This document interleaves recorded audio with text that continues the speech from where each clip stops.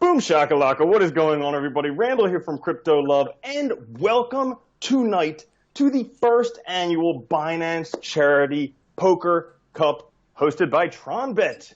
So we have got an all-star lineup with us tonight. It is very, very exciting. I can't even tell you how excited I am. I can hardly sit down. So, to begin with, the all-star lineup, and it looks like we are live, is number one, CZ. I mean, none of them need any introduction, but number one, we got CZ, known on screen as SAFU Master, the founder of Binance. A lot of you may know him or have heard of him. Also, needs no introduction, Charlie Lee, founder of Litecoin, seen on screen as Litening. We have Justin Sun, founder of TRON, seen on screen as the announcer. And then we have point guard for the Brooklyn Nets, Spencer Dinwiddie, seen on screen as Bluffing Ankles. We have esports champion Lim-Yo-Hwan, seen as Slayer's Boxer. And then, furthermore, founder of Bitguild, Jared Psigoda, seen on screen as Bitizen. We have founder of Dapp.review or Dapp Review, Vincent, seen as Dapp'n Dude. And lastly, we have anti-community representative Tommy Mustache, seen as the Mustache. So, it is going to be a very fun event. We are about to start playing very soon. Now, what you can see on screen is the TRX donation all the way in the top right. And the latest donations are at the bottom. You can see who the latest people are who donated. And all this is basically going to Binance Charity. You guys can track it at binancecup.tronbet.io. So this is going to be an ongoing, and it's going to end in an hour from now approximately, when we will, pretty much stop taking donations. And at the end of this stream, there'll be a huge raffle with a lot of gifts. It is upwards of almost $30,000 in winnings that anyone can win that donates to Binance Charity. That's right, guys. So if you want to enter for a chance to win some of this $30,000 of raffles, you can go ahead and donate. The Tron donation is the upper right-hand corner, like Nicholas mentioned. You will also see, what else do we have there? Oh, the other thing, if you didn't have Tron or you didn't want to donate any Tron, but you still wanted to give forth money and effort to the Binance charity, you can head on over to TRONbet's Twitter, and their posted tweet, their pinned tweet, if you retweet that, they will donate 0.005 Litecoin, and if you like that, they will donate 100 Tron. So make sure you smash those likes and retweets just so they have to pay out a whole bunch of money to Binance Charity. And it should be noted that all of the money from Binance Charity tonight is going to help out children in Africa. Cool. So, and let me introduce myself. I'm also Nicholas Live. I'll be your co-host and the guy behind the scenes making sure everything works. But Randall is the guy with the expertise here who will be commentating on the poker and doing most of the interviews. He is from a YouTube channel, Crypto Love. If you guys don't know who it is, you should definitely subscribe. For me, YouTube is only a hobby, so you won't see me posting every day. Now, Randall, who do we have first to interview? All right, so our first interviewee is the auction winner. All right, so there was a huge auction. He went on to win the auction, donating quite a bit of Tron, and I'm sure if we ask him, around 900,000. Yeah, 888,000. There you go. Pretty crazy. Yeah, that's worth more than $20,000 if I'm correct.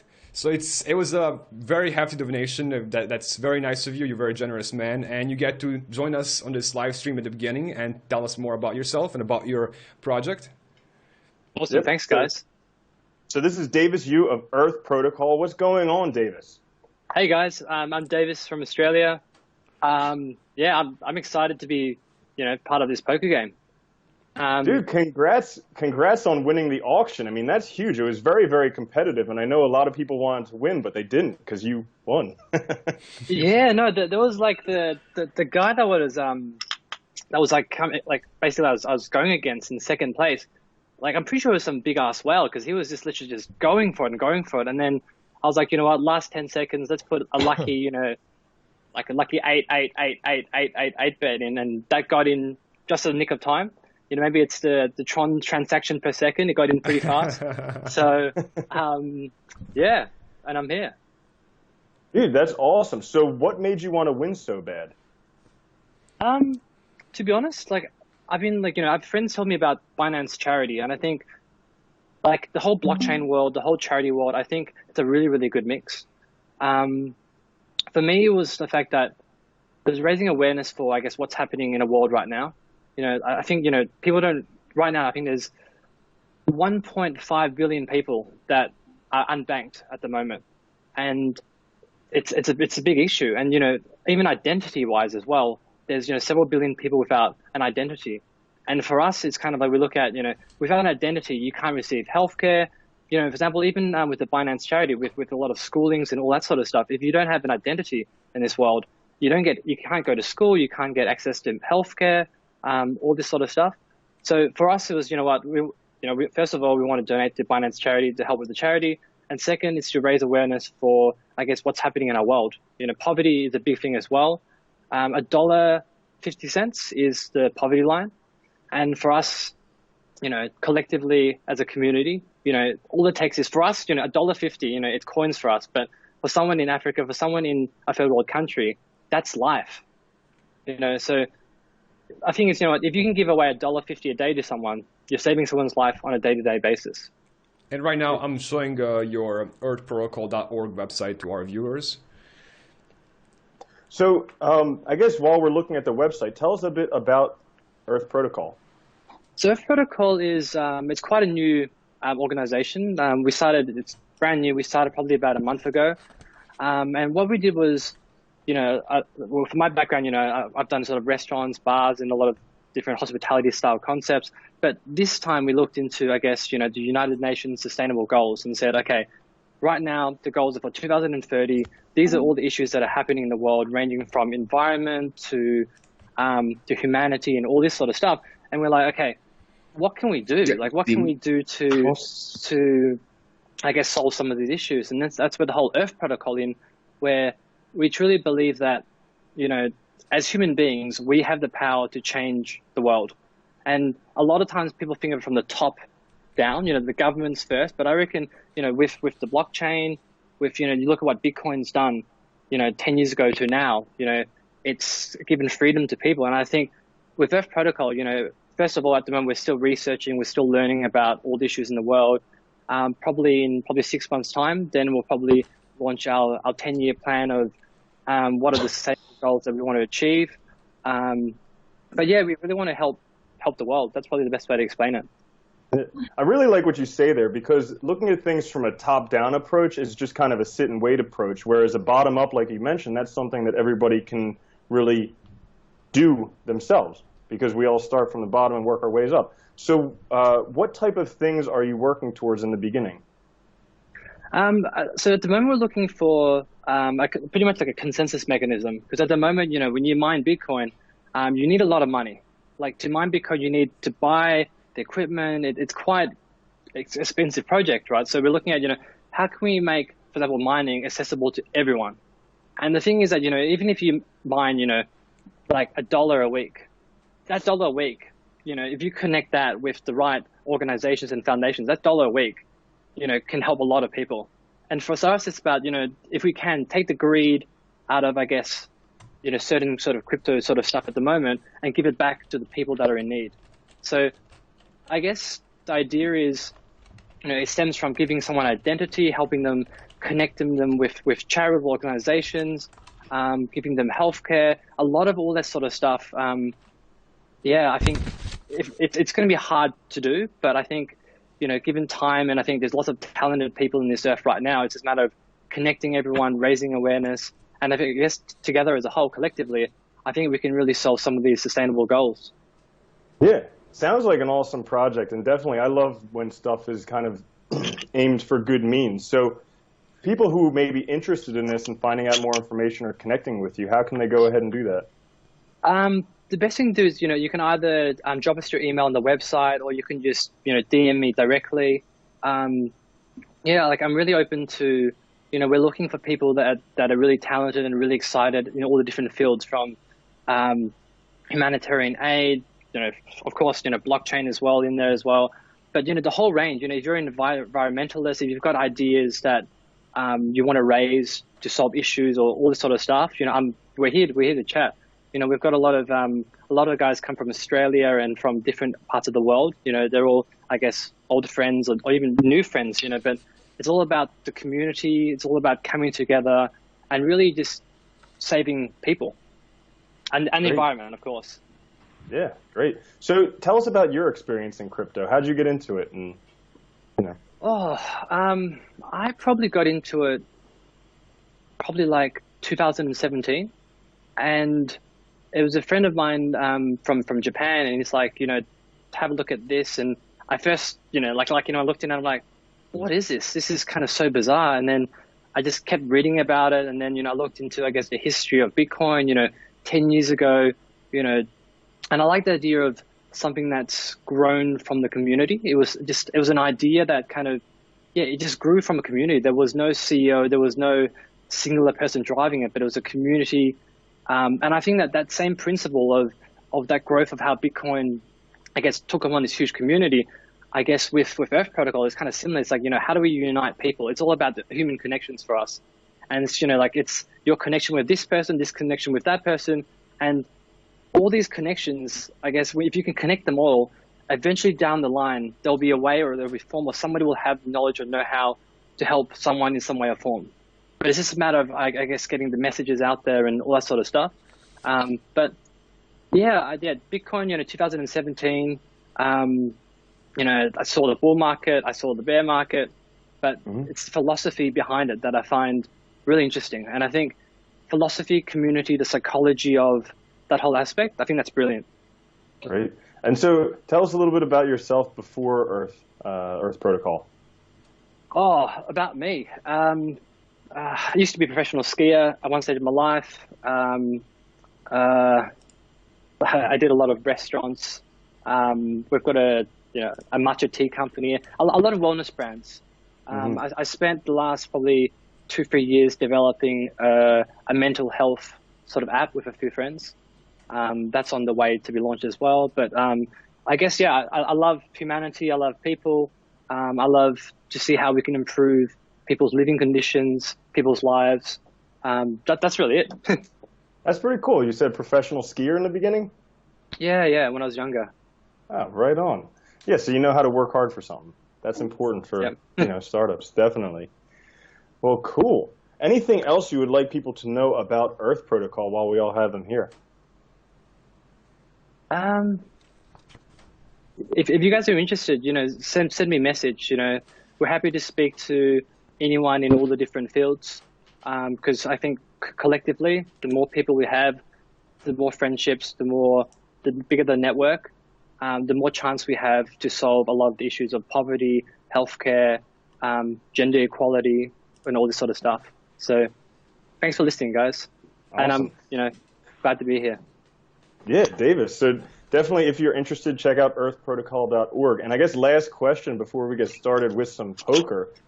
What's your strategy with poker? I mean, you're going to be playing the final table with all these guys. What's your strategy?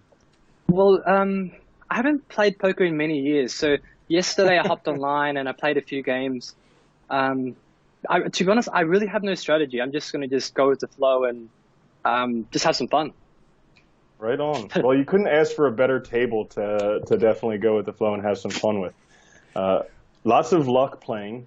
Lots of luck with Earth Protocol. And then, again, congratulations on winning the auction. That was huge. Thank you. Oh, and I just want to say, if I do come top 3, you know what? I want to give away all the winnings.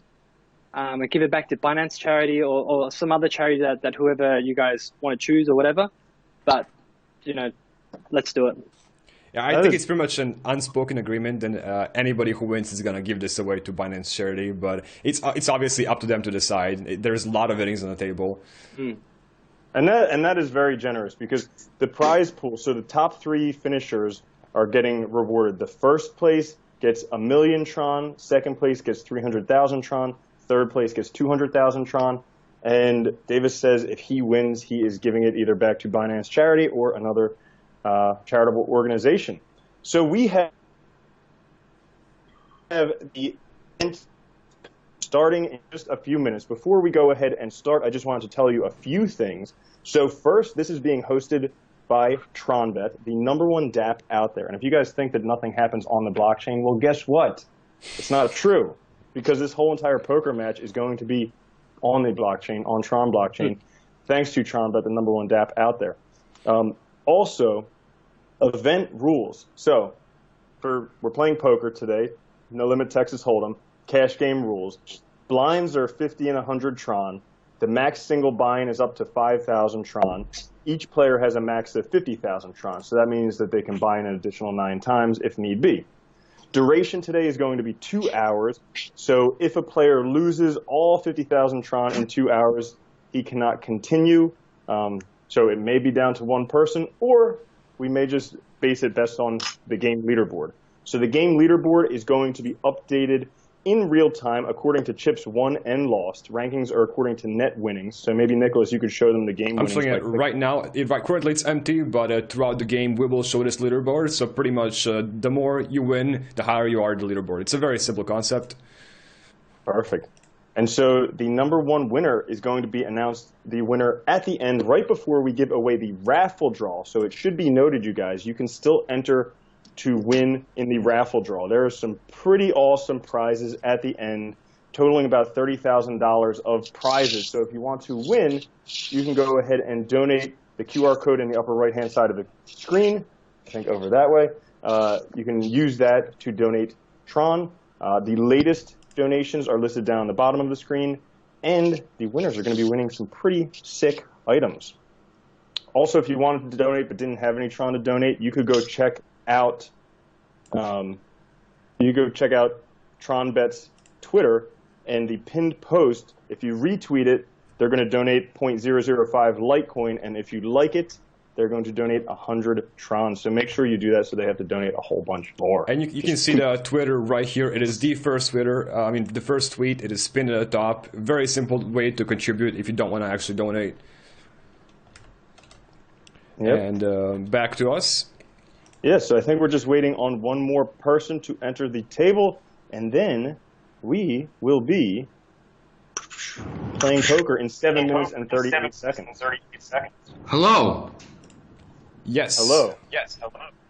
This is soon. Hello. Now, we will need all the participants of our Skype call to mute their microphones, and we'll call them up when to join the video call, so I can add them to the screen, please. And obviously, Randall, this is a good time to go over the introductions of all the players, because there is so many high-ranking, very important people in crypto, and we even have a PokerStars professional poker player. Yes, we do. All right, so to begin with, we have, a lot of these guys don't even need an introduction, but we're going to do it anyways. First, we have CZ, founder of Binance. On screen, you can see him as SAFU Master. To the right. All right. Second, we have Charlie Lee, founder of Litecoin. You can see him as Litening. He's on the top right. All right. Then we have Justin Sun, the founder of TRON, seen as the announcer. All right, looks like we're still waiting for him. And then we have Spencer Dinwiddie, point guard for the Brooklyn Nets, seen on screen as Bluffing Ankles. He is down on the very bottom. Yep. And then we have Lim-Yo-Hwan, esports champion. So he was a StarCraft player, very good one, and then became a PokerStars professional poker player. So he might clean up the table. We'll kind of have to see. But he's seen on the board as Slayer's Boxer. He's down on the bottom left.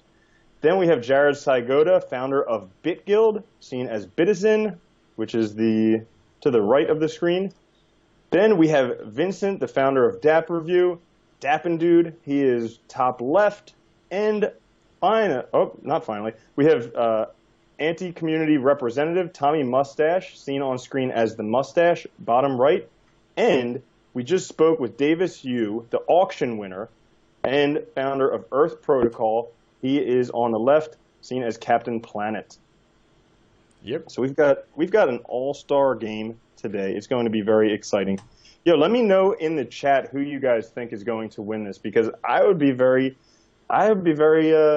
interested to know who you think is going to win this. Is it going to be a professional poker player? Is it going to be you know, one of the top people in crypto, or is it going to be someone different? Or maybe our lucky auction winner. Yeah, could be. Could be. And like I mentioned earlier, big prizes for the first winner. So I don't think I mentioned earlier, all the charitable donations today through Binance Charity are going to help out children in Africa. The top 3 winners of this tournament, the first place prize gets 1 million TRON, second place gets 300,000 TRON, third place gets 200,000 TRON. They can do with as they see fit. Davis already let us know that if he comes in the top 3, he will be donating to Binance Charity. Right now, I'm just show everyone how you can donate. So it's the easiest way is to go to binancecup.tronbet.io, which I'm showing right now on the screen. And right now, you can actually see the list, the huge list of all the possible grand prize, which is the limited edition Litecoin Foundation Gold Ledger, and that one's has 18 karat gold, and it's the 00, the first in the series. And also we have lots of secondary prizes like Xbox, 2 Xboxes, 2 PlayStation 4 Pros. We have an iPhone XS Max, iPhone XS, the normal one, Samsung S10 phone, also a signed jersey by Spencer, and 30 more Ledger Nano S's. So that's combined worth almost over $20,000, almost $30,000 in prizes for anybody who donates. Here we see that there is around 6,000 tickets in this raffle, and if you go to the auction, you can see make a donation, and you can see how many tickets you get per donation. So you can donate TRON, you can donate BNB, you can donate Litecoin, or you can also go to the Binance Charity website directly, which is in the description. So there is many ways to donate. It's very simple. You will see on the actual live stream this list below, which shows the latest donations. Let me just switch back to us real quick. I think the last time I checked, it was about the minimum donation for a ticket was about 150 TRON, which is about $3. So $3 for a chance to win a PlayStation, Xbox One, iPhone, Samsung Galaxy, signed jersey by Dinwiddie, or the 18 karat gold, 00 artist proof Litecoin Foundation Ledger Nano S. That thing is pretty cool, and that thing is pretty pricey. So the winner of that is going to be one heck of a lucky person. And the announcer has joined the table. We are almost ready. Less than 2 minutes to go. Look at this. 2 minutes to go, and we are about to start playing poker. How many poker fans are there out there? Are most of you poker fans, or are most of you crypto fans, or are you both? It's actually pretty interesting. A lot of the poker community knows about crypto, and a lot of the crypto community knows a lot about poker. So these two communities know a lot about each other and overlap in many places. Yeah, that's great. And if you guys haven't tried it out yet, definitely go try out playing poker on TRONbet. I just made a tutorial video about it the other day. It is pretty easy to play and pretty darn fun. Yeah, and CZ himself, the SAFU master, will be joining us on an interview very shortly. As soon as the game starts, he will join us in about 5 minutes on a video. So we can go ahead and have an amazing interview and talk about some questions we prepared, which you guys will want to hear for sure. Mm-hmm. So we have poker starting in about 45 seconds, so make sure you got yourself something to eat, something to drink, and ready to start watching. Let's see.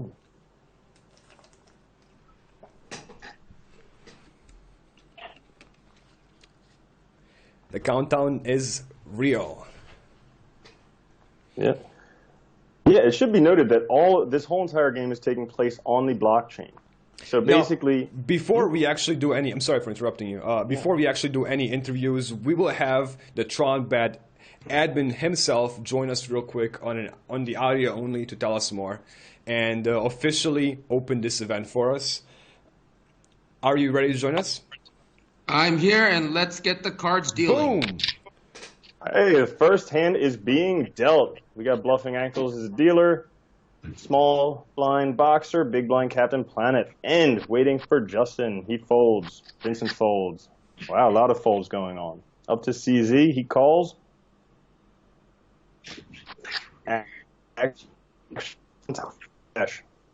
Folds.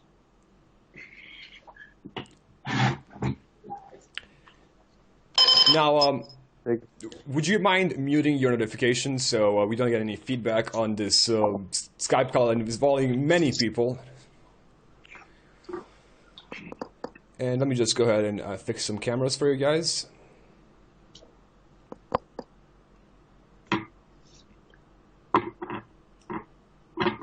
My camera working? All right, the flop comes down, king 5, Yes, 8. Spencer, we got you on camera, but I will ask you to turn the camera off for just a quick second, if you don't mind.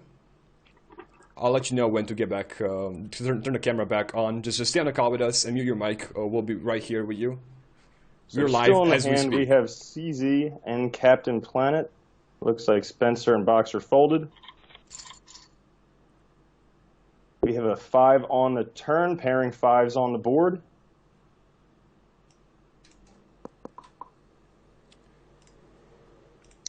And we do have CZ officially on camera. Do you hear us? Yes, I hear you guys. You guys hear me? Perfectly. We do. Are you ready for your interview? This is going to be pretty tough. We are live as we speak, so be careful what you say. Sure. Yeah, go ahead. All right. Well, you know, it's super lucky to be able to talk with me and play poker at once. But anyways, let's talk about you. CZ, it is a pleasure to meet you. And you get to play poker at the same time. So, Yeah. people know a lot about you. I mean, you're one of the most popular people in cryptocurrency. I think, first, what you've done with Binance Exchange is awesome because a lot of people believe in you, believe in the exchange, and it's really extraordinary what you've done with the exchange in 2 years. So right now, this tournament is promoting Binance Charity. It's the Binance Charity Poker Cup. So tell us a little bit about Binance Charity. Sure. I think Binance Charity. So back in 2014, we had the idea of doing a transparent charity using the blockchain technology. So transparency has been an issue in the traditional charity world, and now we have the technology to do a transparent charity. And I think that's a perfect use case for blockchain, and you will make the charity also quite big, I think, given the transparency of it. When there's transparency, there's also accountability or achievement. So when you donate something, you can track it all the way down to a school in Africa, and you know which kid you have helped, and I think that's tremendous. So now, luckily, Binance have the ability to do this now. So I feel very happy that we can do this. So and actually helping other people gives you a strong sense of accomplishment. So it's actually a great thing. Yeah, that's awesome. So all the proceeds from this are going to help out children in Africa. So Yeah. was there any inspiration for choosing children in Africa? Actually, not really. It was more of just there's a little bit of luck or chance because it's more a little bit of what we can do. So it happens to be that number one, Africa has the lowest what we call the living standard in the planet right now, and we also have the connections, the ability to go to Africa. So that's kind of why we kind of choose Africa. Oh, well Great. played. You just won the hand. Yeah, it's pretty hard to play and talk at the same time. You're multitasking very good. Yeah, I'm pretty impressed. I was thinking you'd just be folding every time, but you're still playing. Wow. Yeah. So I was. There is taking no a look at- requirements for you to play and talk at the same time, but good job. It's okay. It's all for charity anyway, so it's not like I'm taking any money away. That's wonderful. So I was taking a look at the website Binance.charity, and it seems like you've already raised a lot of funds for charity. Yes. Yes, I think so far we've raised somewhere between $4 to $5 million US. I think it's close to 5 now. And it also depends on the BNB price or the price of the cryptocurrency. So we raised quite a bit already. Mm-hmm. And there are a number of different projects that people can donate to, correct? Yes, there's quite a number of different projects, programs now. Mm-hmm. I do have to say that I'm impressed. You are currently #1 on the leaderboard while doing the interview at the same time. I told you it was lucky to. Yeah. I think I just played 2 random hands and I got pocket jacks just a minute ago, and yeah, that's it. Very nice. So tell me, what's your poker experience? Are you an avid poker player? I wasn't an avid poker player, and then until one guy told me that if you quit poker for 2 years, then you can play poker for all you want for the rest of your life and not worry about money. So I took his advice and stopped, and that's when that's in 2015-ish. So that's when I started the company before Binance, and that advice worked out quite well. Before that, I was playing poker with a bunch of guys who are also in the crypto space, mostly like Bobby Lee, Ron Tao, which I mentioned many times. I used to play poker quite a bit, but now I don't play at all, actually. Wow, that's pretty impressive. That's almost like a prophecy. He told you quit playing poker for 2 years, and then you'll make enough where you want to play again, and that pretty much happened. Yeah, it kind of happened, yeah. That's wonderful. So, what do you think is Binance Charity's greatest achievement? So I think number one is right now we have a little bit more than a prototype now. So we built a website with full functionality to track the charity on the blockchain, but we display on the website in a very visually easy manner. And then we also have 10 schools, and we expanded to 100 schools in Africa. And now, so this is like the second version of the pilot after the pilot. So it's kind of working now. So we have a working model now, and now we're seeing like decent sized donations now, $500,000 here, 200K there. So it's actually so the model is kind of working. Yeah, that's wonderful. And you said using the blockchain, you can track it all the way through, so people can actually see their money is getting to the people they want it to get to. Yes. Yeah, that's a beautiful thing. Yeah. Definitely. Anything else you'd like people to know about Binance Charity? I guess people should just look at the Binance Charity website, which is binance.charity, and then you can donate however small amount or however big amount in crypto, and you can track it all the way down to the beneficiary. So people should try it, and if you try it for that experience, you're gonna figure it out. Okay, it's very transparent, and there's a very strong sense of achievement. So that's also quite good as well. So I encourage people to look at it. All right, wonderful, definitely. So guys, go check out Binance.charity. You can check it out. You can donate. And if you want to, you can also donate through the charity donations through either using the QR code on the top of the screen or binancecup.tronbet.io.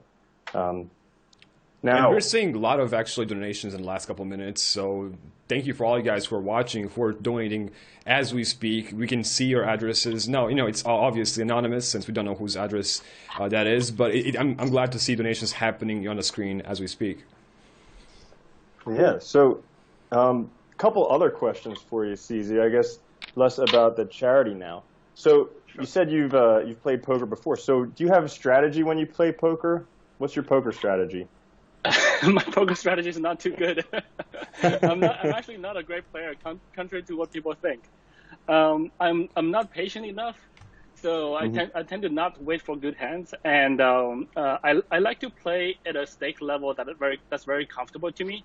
So I don't take the money too seriously.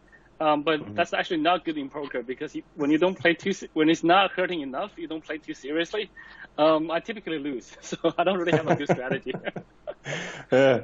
Well, you're fortunate today because you got 9 buy-ins, so you can keep on playing until for quite a number of rounds. We'll see what happens. Yeah. I wonder who was the first person to use up all the 9 buy-ins. No, Buffalo Ankle's pretty close now, but depending on if he wins this hand. Wonderful. So I'm sure a lot of people want to know, what's a day like in the life of CZ? Like, what do you do from day to day? So that's quite an interesting story. I wrote an article about it. Basically, every day is slightly different. I typically don't actually schedule that many set meetings in a day. I ask my assistant to schedule like somewhere between 3 to 4 or sometimes 2 to 4 meetings a day, and that's it. But the other times fills up just randomly or by itself always. So for example, today we had the announcement about the U.S. and that turned out to be a big deal, and there's a lot of news coverage, and there's a lot of questions. So every day is a little bit random. So I'm a generalist, so I'm not a specialist in any specific area now. So if you talk about tech, our tech team is so much stronger than me in tech. if you talk about marketing, then our marketing team is much stronger than me in marketing. So I'm just a generalist that's doing a little bit of everything. So I'm kind of like a random access memory type of thing where people just randomly come to me and I just respond. So I think I'm equally available internally as I'm actually more than I'm available on Twitter, of course.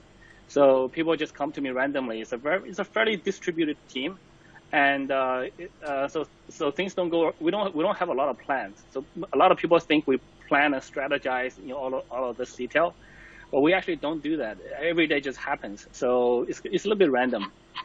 Okay. Yeah, that's pretty interesting because looking at it from the outside, it definitely looks like you guys have a clear strategy. It seems like you're always on the forefront. You're always developing and kind of leading the crypto revolution. So that's very interesting to see that you kind of respond to what happens from day to day. So basically, we are very reactive. But we are very quick. We are very dynamic. So when something happens, we just react very quickly. It looks like we have a plan, but we do try to plan a few steps ahead, like just at a very high level.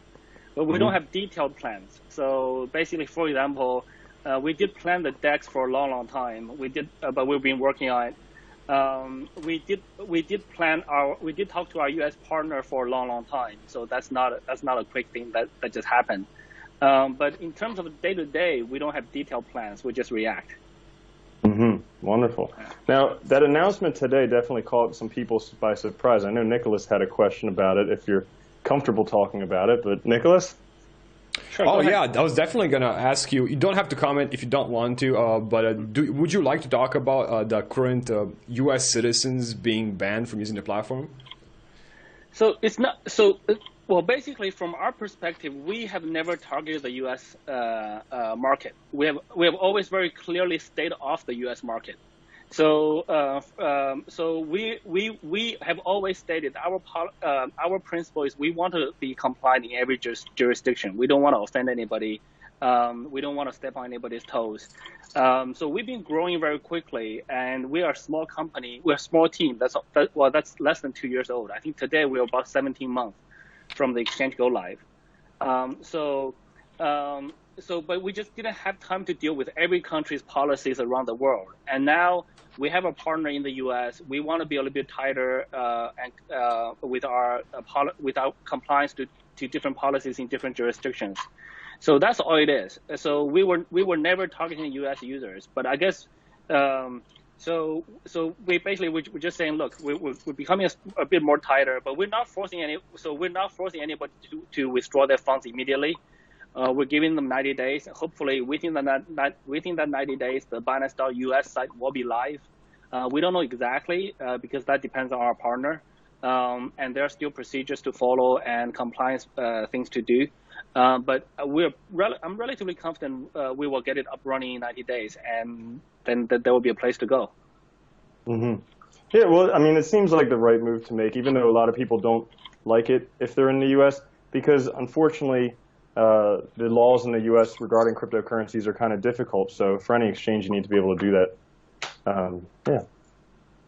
Yeah, I think one of the things I would like to add is basically many people view that as our decision, but it's actually really not our decision. We don't have a decision to make here. We don't have a choice, right? So our compliance team tells us, look, we got to be compliant with the U.S. Regulations and rules, and we have to be stronger with our compliance checks. There's really no decision. It's not like I'm choosing or not. It's really, so for anybody who kind of gets a little bit annoyed, it's unfortunate, but that's what the U.S. regulations are. So we don't really make choices here. So instead of complaining, write an angry letter to the SEC. Or I don't know how the U.S. mechanism works, but just basically voice to your to whoever's in charge, basically. Mm-hmm.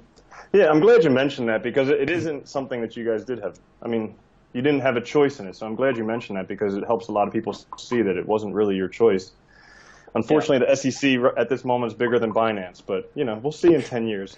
We'll see. No, I think they'll always be bigger. So we're always the smaller guy. So. Yeah, wonderful. So other than that, you just... And another winning hand. I have to interrupt. Like, you're killing it. You lost the first spot for a second, but right now you're getting closer to taking the first spot again. Wow. It's okay. Just pocket pairs. Look at that. Look at that. Very lucky to talk to me. You should come talk with me more often, I'm telling you. Absolutely. So you just introduced margin trading in beta. Yeah. So curious, why'd you do that and what are the goals with it? So we actually have been thinking about, so basically if you look at the Binance white paper, even from 2 years ago, we talk about a DEX, we talk about a margin, we talk about futures. So this was always on the sort of high level plan. We just wasn't sure exactly when we're going to do it. So we started developing it earlier this year, and it's kind of coming out now. We do think that, so our margin leverage right now is very low. If you're the highest level we give is 3x, so it's very conservative. It's not like other exchanges where you get 100x and you could. But we do want to give people the ability to sort of do leverage trading, because if you just do spot trading, the cost of trading may be quite high, because for a lot of the institutional traders, they trade on multiple exchanges. They can't have all their money sitting on every exchange. They want to have some leverage. So that's just a feature that a lot of our users want, and we just listen to them. We provide it. Okay, wonderful. And how do you think you're going to compete with the other margin trading platforms out there? So basically, from our perspective, we're really never focused on any other player or any other competition. We don't view us as competing with somebody. We just want to make our product offering more complete and more comprehensive. So we don't really look at another competitor and copy their features. Whereas instead, we listen to our users to find out what their pain points are using our product, and we try to improve that over time. So if you look at the way we design our margins, it's actually different from every other margin system out there. So it's not so much to sort of compete with somebody else. I think the market is big enough for many exchanges with margin, with futures, with derivatives. To be around. The world is still pretty big, and this industry is quite small as well. So we just want to provide the best feature we can, and then see how it goes. Okay, wonderful, wonderful. So I mentioned in the beginning that people trust you a lot. They feel like you're working in their best interests, and definitely with what happened with the hack recently with the SAFU fund, I'm sure a lot of people were grateful because they didn't lose any funds because of that. So have you guys taken steps to help prevent this in the future, and also how safe are people's funds in the future as well? Sure, absolutely. So so basically, in terms of security, it's a never done thing, right? So there's so many things you can do on security, and there's also trade-offs you can choose. So you can be really, really secure. We can hold everybody's withdrawal for an hour and do a lot of security checks. But then the user experience will be quite poor. So, but at the same time, they are more like sort of harder to decide decisions. Sometimes a business will want to push like the margin feature, but then we want to revamp some of our security features. So, given that instant, we have put the security like way above everything else, and for the last basically month or so, and we'll continue to do that for the next little while. And we have actually completely revamped our backend. The way we architect our servers, etc. So security is much tighter now. So we were actually very fortunate that we were doing the hot wallet, cold wallet setup, where even though the hacker had found a weakness in our withdrawal mechanism, but they were only able to impact the hot wallet, which is which is one of the security features that's implemented by most exchanges, and we're lucky that in this case it helped us. So security is definitely number one now, and everyone's very well aware of that, and everything's very high priority. We actually pushed a lot of business initiatives far back just for this.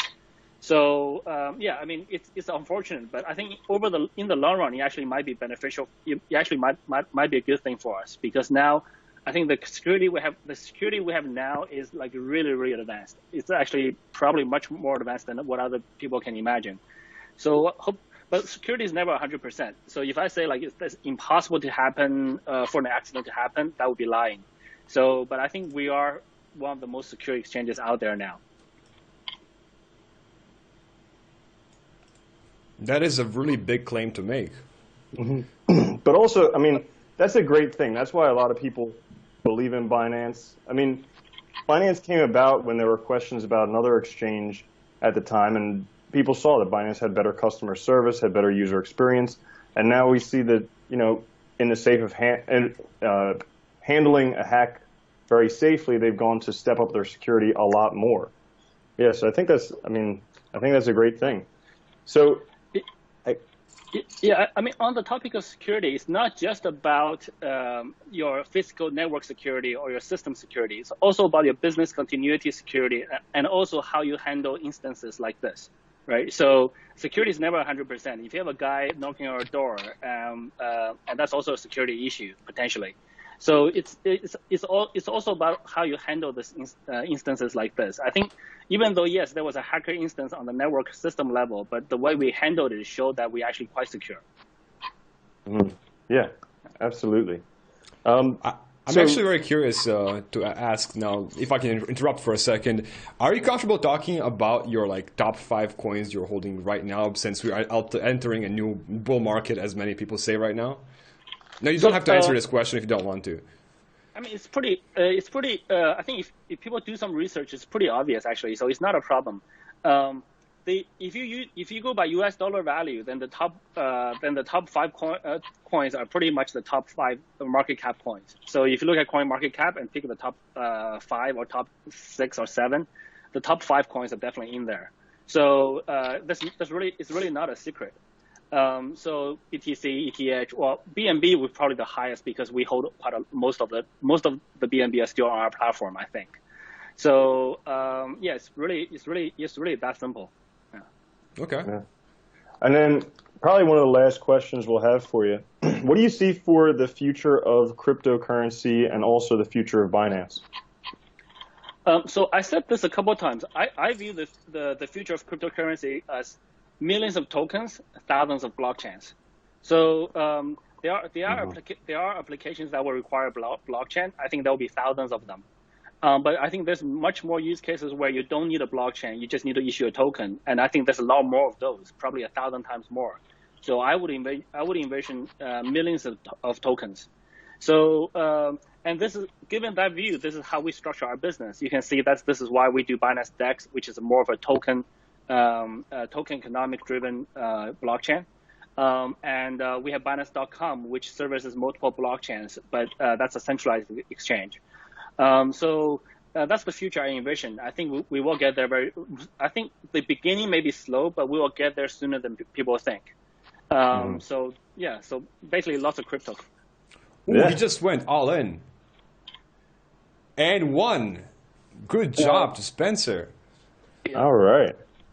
About time. I was getting hammered the whole game. Cool. Well, CZ, while we have you here, anything else you'd like to mention? Anything else you want to say to people watching? No, I mean, thank you for organizing this poker event, and thank you for working with Binance Charity. I think this is a great cause. And so given this opportunity, I look at the software and the apps you guys made. It's fantastic. I think this is great, yeah. And I do have to give a shout out to the TRONbet admin for organizing all this. This was a very well coordinated organization. Like me being a DJ of the actual live stream, I get to see everything happen in real time, and I was impressed. And I also want to say that hopefully we can make this a yearly thing, and hopefully we will see you again this time next year for another Binance Poker Cup. We'll see. So depending on how I do, I think we have some better players in Binance than me. So maybe we'll invite them next year. Yeah, bring the ringers. Yes. All right. Thank you so much, guys. Thanks. Yeah, CZ, thank you so much. It was a pleasure. So I should jump off, right? Yep. You're free to leave. Thank you. Yeah. Cool. So that was awesome, everybody. We just had CZ join us, answer a lot of questions we've all been asking, I'm sure. Couple things that we want to remind you of at the moment. Guys, all the proceeds from this is the first annual Binance Charity Poker Cup hosted by TRONbet. This poker you're seeing is on TRONbet, is actually happening on the blockchain. So the funds that are being used here never actually leave the people's wallets. It's just done through smart contracts. Absolutely amazing technology, thanks to blockchain technology. But this is for the Binance charity. All proceeds here go to help out children in Africa. CZ was talking about them earlier. If you want to find out more information about the charity, go to binance.charity. You can find out a lot more information there. Let me show that right now to everybody. Sure. So And if you want to... Yep, the place to donate. If you want to donate, you can either go to the website binance.charity, or if you wanted a chance to win some of the amazing raffle draws we have at the end of this program. The raffle and the entry for the raffle ends in about 40 minutes, about 35 minutes. But you can win Xbox One, PlayStation 4 Pro, a couple iPhones, Samsung Galaxy, a signed jersey by Dinwiddie. Also, an amazing limited edition Litecoin Foundation 18-karat gold Ledger Nano S. That's an expensive one right there. Very expensive. First one ever made. It is huge. So if you want to enter to win, I believe the minimum donation is about 150 TRON, which is like $3. And you can enter to win. There's only about 6,000 or so people entered already, so you can definitely, you have a pretty good chance of winning. You can either use the QR code in the top right of the screen, or you can go to the website, which is binancecup.tronbet.io. I do have to mention that I think around 150 TRON is about $5.03, but that's $5 for one ticket. There is currently 6,000 tickets, 6,800 tickets entered in this raffle, which will happen at the end of this live stream in 2 hours from now. Keep in mind, if you donate over 150,000 TRON, which is around $5,000 US, that the price per ticket will go down to around $2.50. So the more you donate, the more tickets you're getting per your dollar donated, which is obviously increasing your chance to get this sexy gold ledger. Not to mention, if you donate 150,000 TRON, you have a 1 in 4 chance of winning, which is pretty much cool. Yeah, pretty much. That's for $5,000, yeah. Yeah. And let me get back to the poker so we can see what's happening. Yeah, let's take a look, find out what's going on with the poker. Let's see. In terms of chip leaders, right now, Slayer Boxer is in first. All right.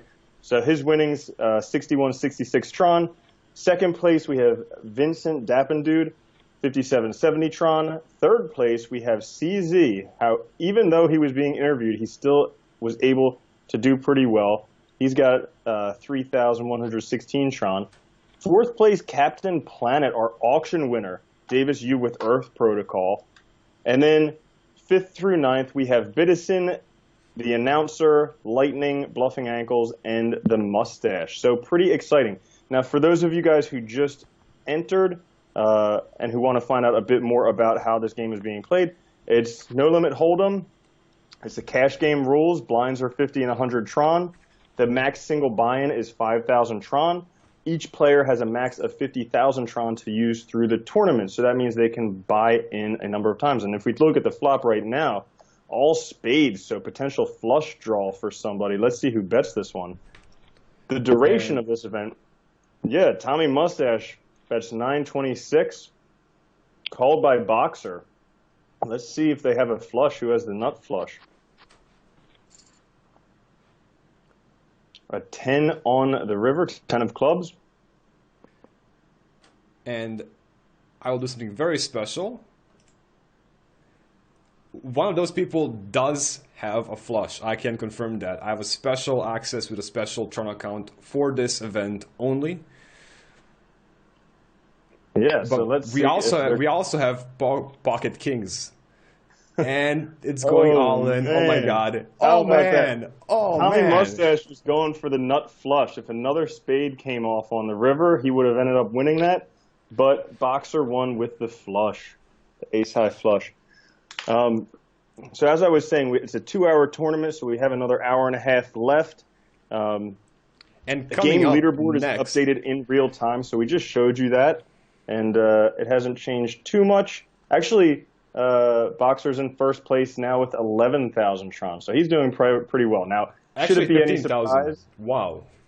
Yeah. Should it be any surprise? I don't know. He was professional gamer, playing professional gamer for a long time, very, very good, probably one of the best out there. And then afterwards, he became a PokerStars pro, so became a professional poker player. He might know how to play poker a little bit better than some of our other contestants.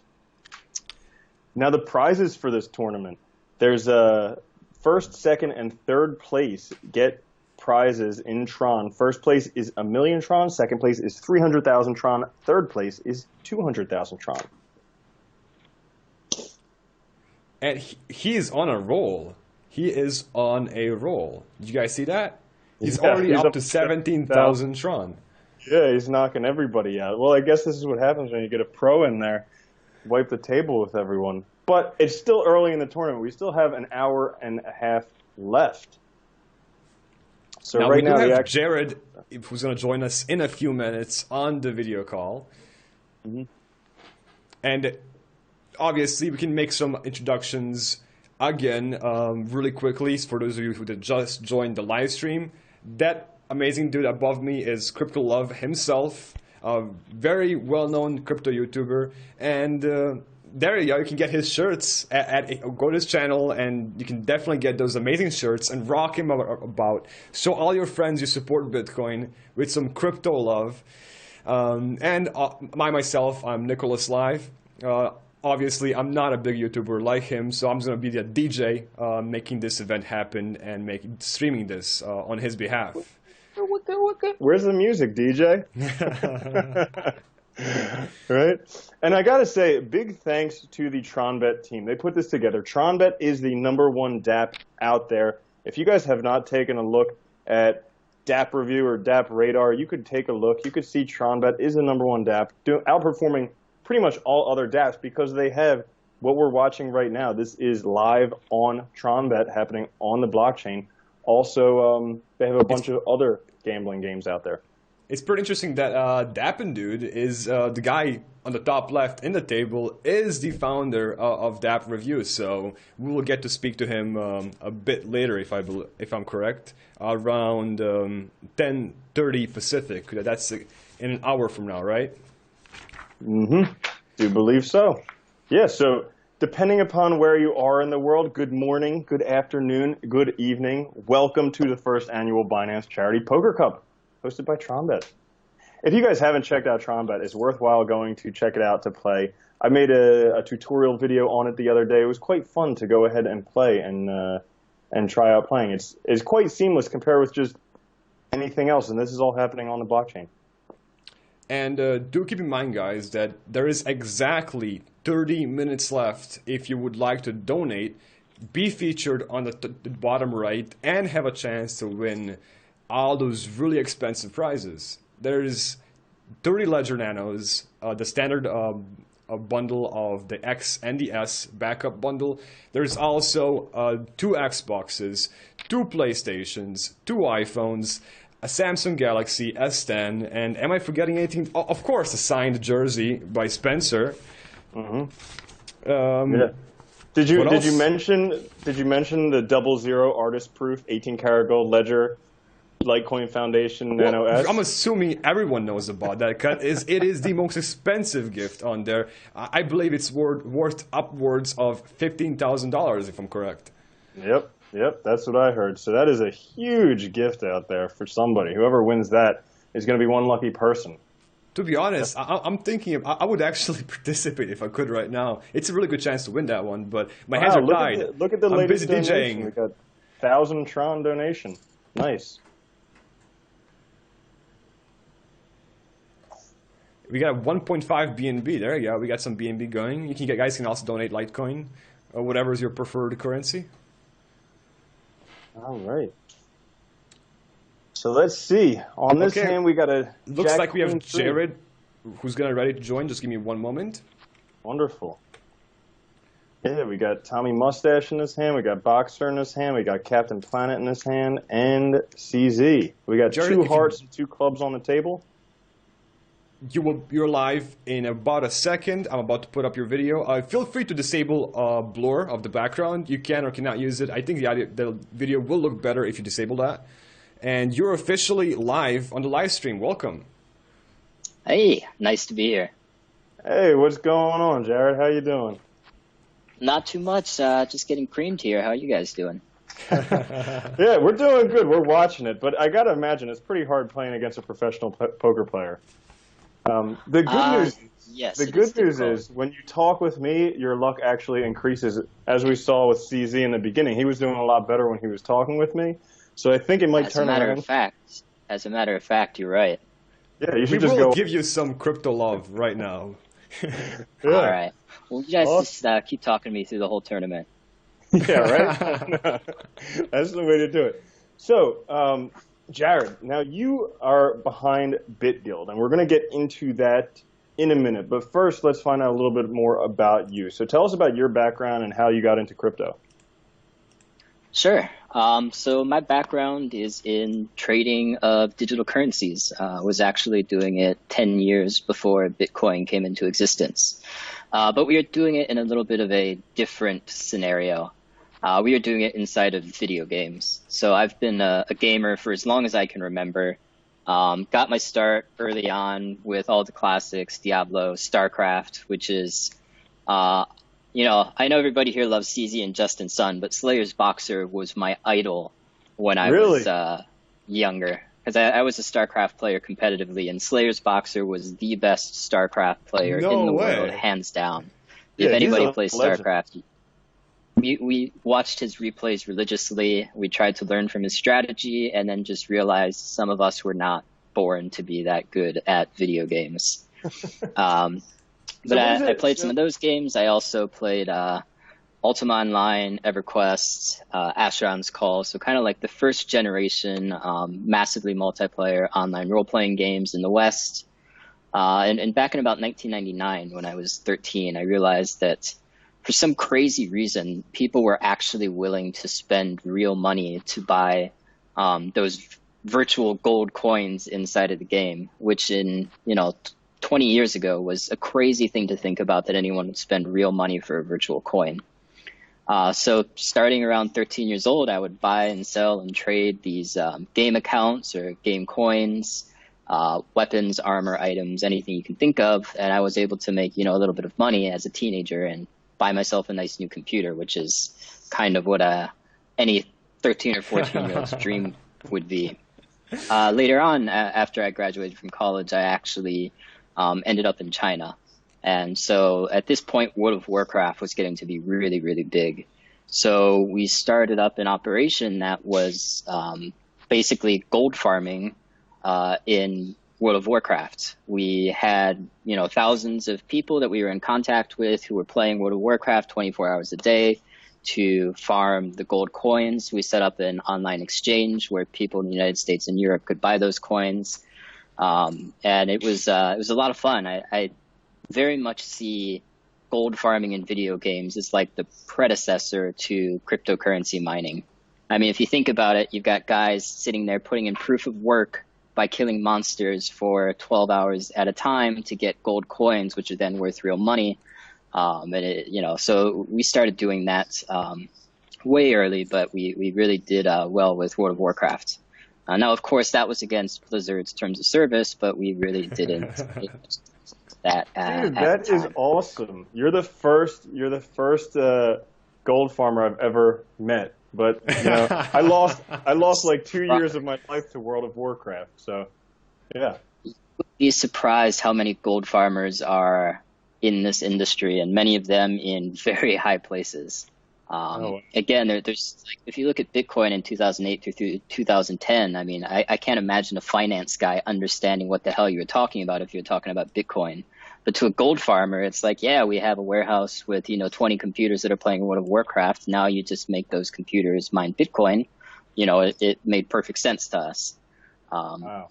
So we actually did a documentary about it called Play Money. It's a film. I think you can get it on Amazon Prime right now.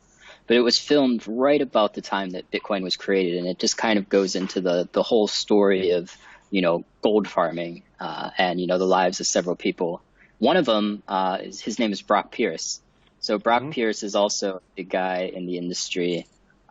He's had his hand in several projects that everybody is very, very familiar with. So a lot of us ended up here. So Jared is actually Satoshi Nakamoto. We never knew that. Yeah. I wish. No, I wish I was Satoshi.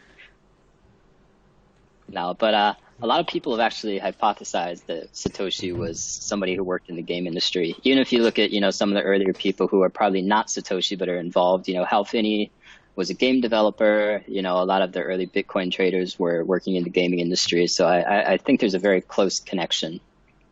After doing gold farming, we started, World of Warcraft kind of went down. People didn't really want to buy gold that much. And I later started a game publishing company called Reality Squared Games, or R2 Games, which dealt in the publishing and development of mobile games and PC games. Then got into crypto later on. I'm sorry for interrupting. I was just looking at the poker, what's happening right now, and Spencer is not doing too good, to be honest. But we also have Captain Planet is holding the first. Oh, he's going all in. He's going all in. Wow, look at this. Oh man, I turned away from the screen. Spencer. I'm sorry, Spencer. Quite a hand. Looks like Tommy Mustache won that hand. So Jared, tell us about Bitguild. So Bitguild, we started off in early 2018. I've been investing in cryptocurrency and other cryptocurrency projects myself for a couple of years. But in the end of 2017, we saw CryptoKitties come out. And the whole concept of it just kind of blew me away. I had always been wanting to move into cryptocurrency full time, but I've always been a gamer and a product guy and, just trading and there's a lot of really terrible concepts out there in 2017 for cryptocurrency projects. But I saw CryptoKitties, and even though it was a super rudimentary game by traditional game development standards, the concept of a game being decentralized with a lot of the logic on the blockchain, the concept that virtual items are something that you actually can hold in your wallet. Again, because my experience was with gold farming, we were getting banned, our accounts, by Blizzard all the time because they didn't like us trading gold for real money. It was, against their terms of service. So the concept of, playing a video game, getting an item or getting a gold piece, and that actually being a token in my cryptocurrency wallet that I could just very simply send to a friend, or, if I'm quitting the game, I could sell all of my stuff, or I could trade with other people. That was pretty interesting to me, especially because the way gaming evolved over the past 10 years, it's all free to play. You just keep opening loot boxes. You can't trade any items with anybody, which was what we loved doing in all those early games like World of Warcraft or even, Diablo early on. So that was fascinating. So we launched in early 2018. We launched a couple games on Ethereum. Obviously, that did not go very well. We realized that users were not big fans of, 3 to 10 minute transaction times and spending $5 or $2 to buy something that costs 50 cents. We kind of started moving on a little bit after that from the pure decentralized games to building more of what we feel is the needed at an infrastructural level for the Dapp community. So we went on to build Guild Chat. Guild Chat is an app that you can download in the App Store on iOS or on Google Play, and you can basically there's private chats, there's group chats similar to Telegram, but there's also a cryptocurrency wallet which you can use to send people cryptocurrency in a message, which is such an easier way to do it than typing in somebody's long public key and just dealing with all that crap. Internally, we felt that the biggest problem with crypto is a little bit too much for engineers by engineers.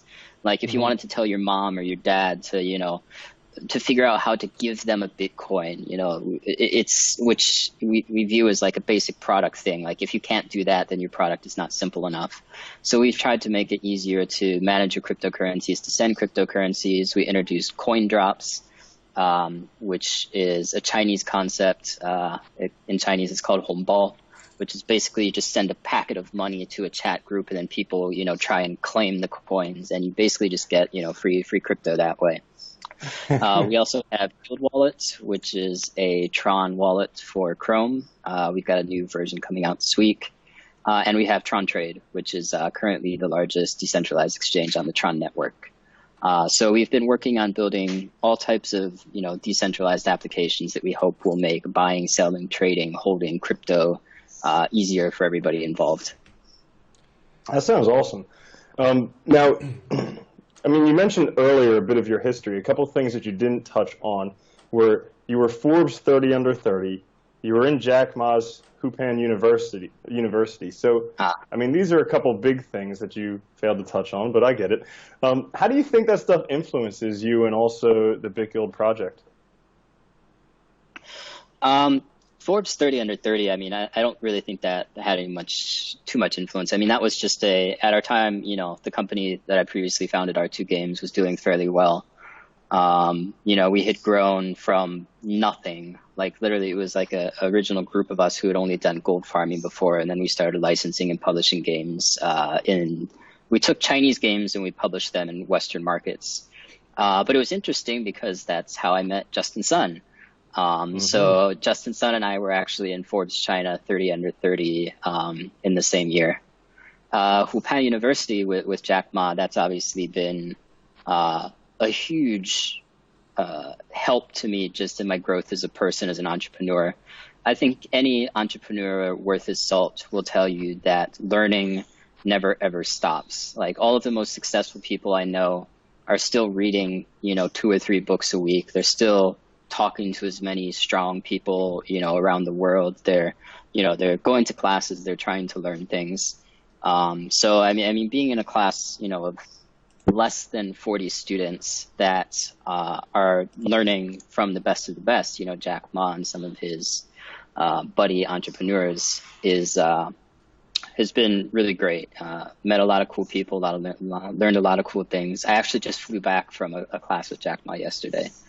Wow. But it's been fun, and it's cool being the only foreigner in the class ever, which it's just one of the strange things about being an American who's lived in China for over a decade, is kind of being able to actually get in and not only learn about business and entrepreneurship, but global relations, the Sino-US relations, everything like that. All right. Wow. I'm impressed. Yeah, that's pretty spectacular. By the way, I haven't gotten a single good hand since we started this interview. Don't blame that on me. I thought I was supposed to be getting some luck from you guys. You did in the very beginning, I think. Randall, maybe it'll work if you take off your shirt.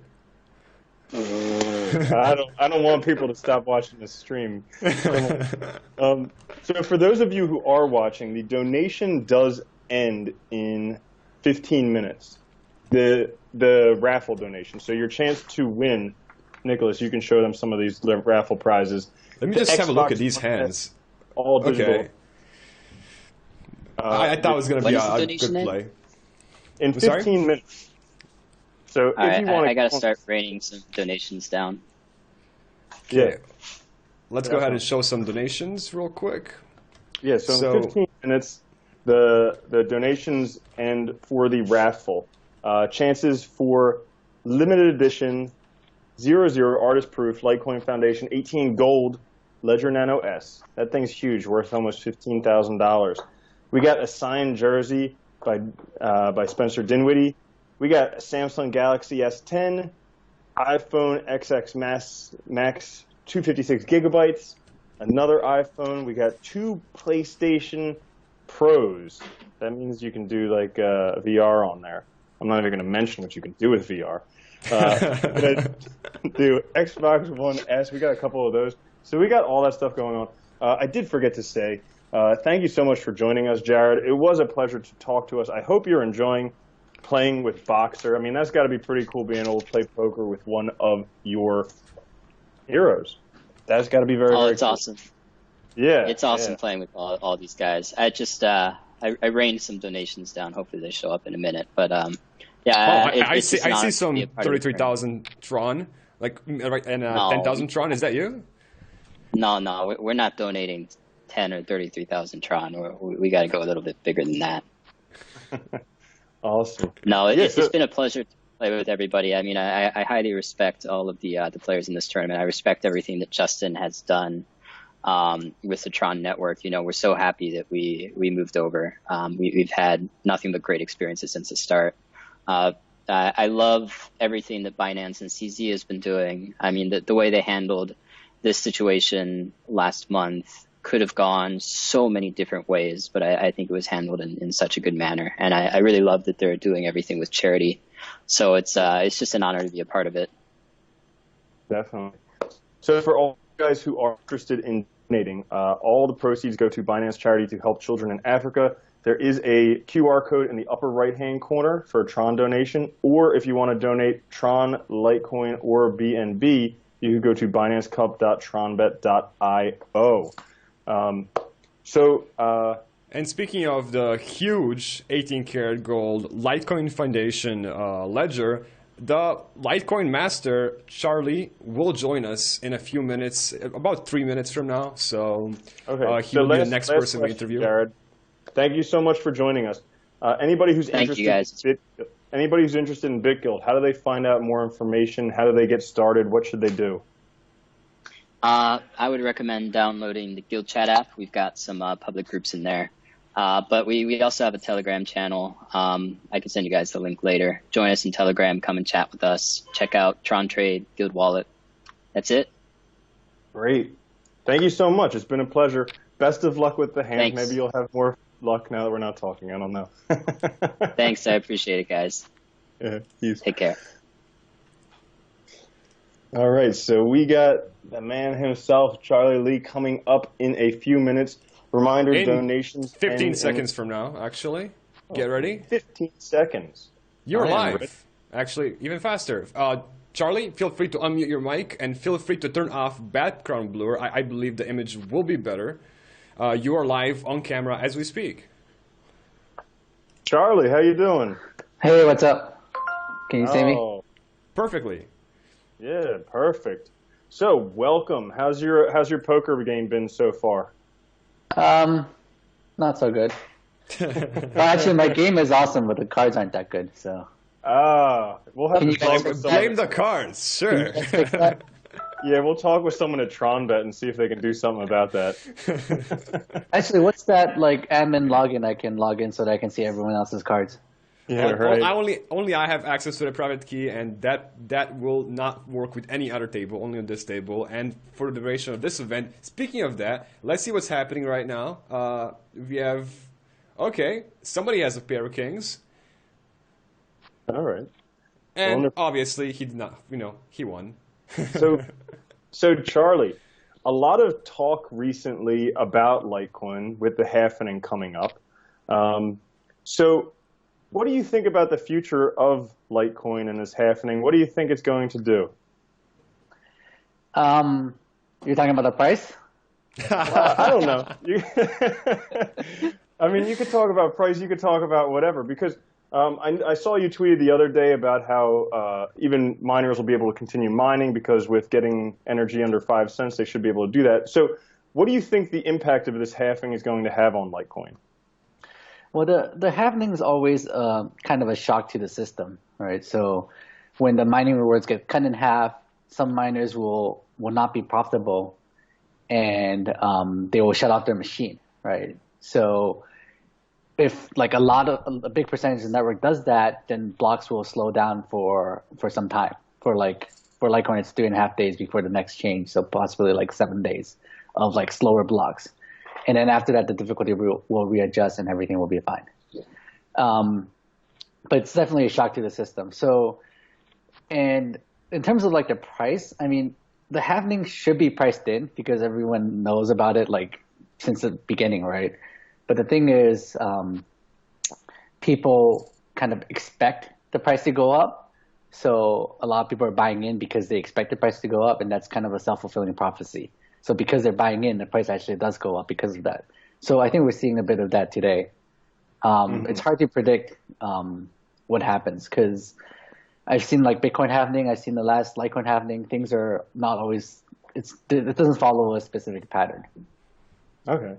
Yeah, so this is Litecoin's second halvening, where Bitcoin's already had 3. Correct. Do you think they follow the same trends? Bitcoin has 2. 2 and a third coming up in May. Yeah. Do you think they're going to follow the same type of pattern, or do you think they're different beasts?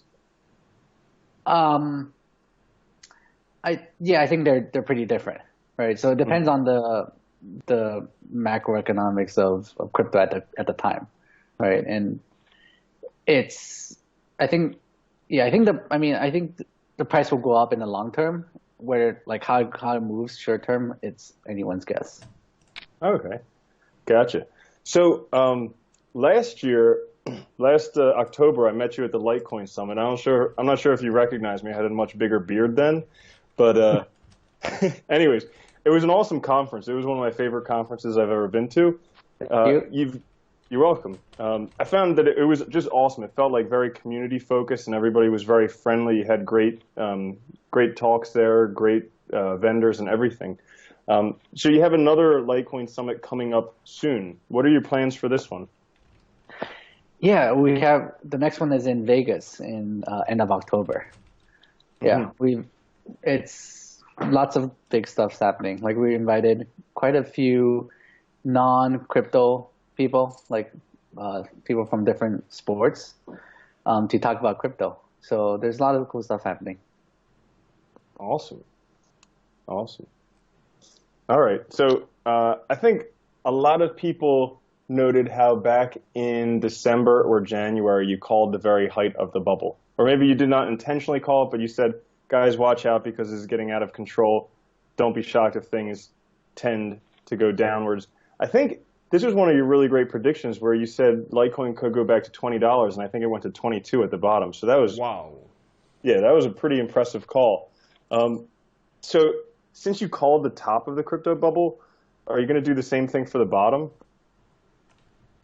Well, I think we bottomed out already. So at least I hope. There you have it, everybody. We've already bottomed.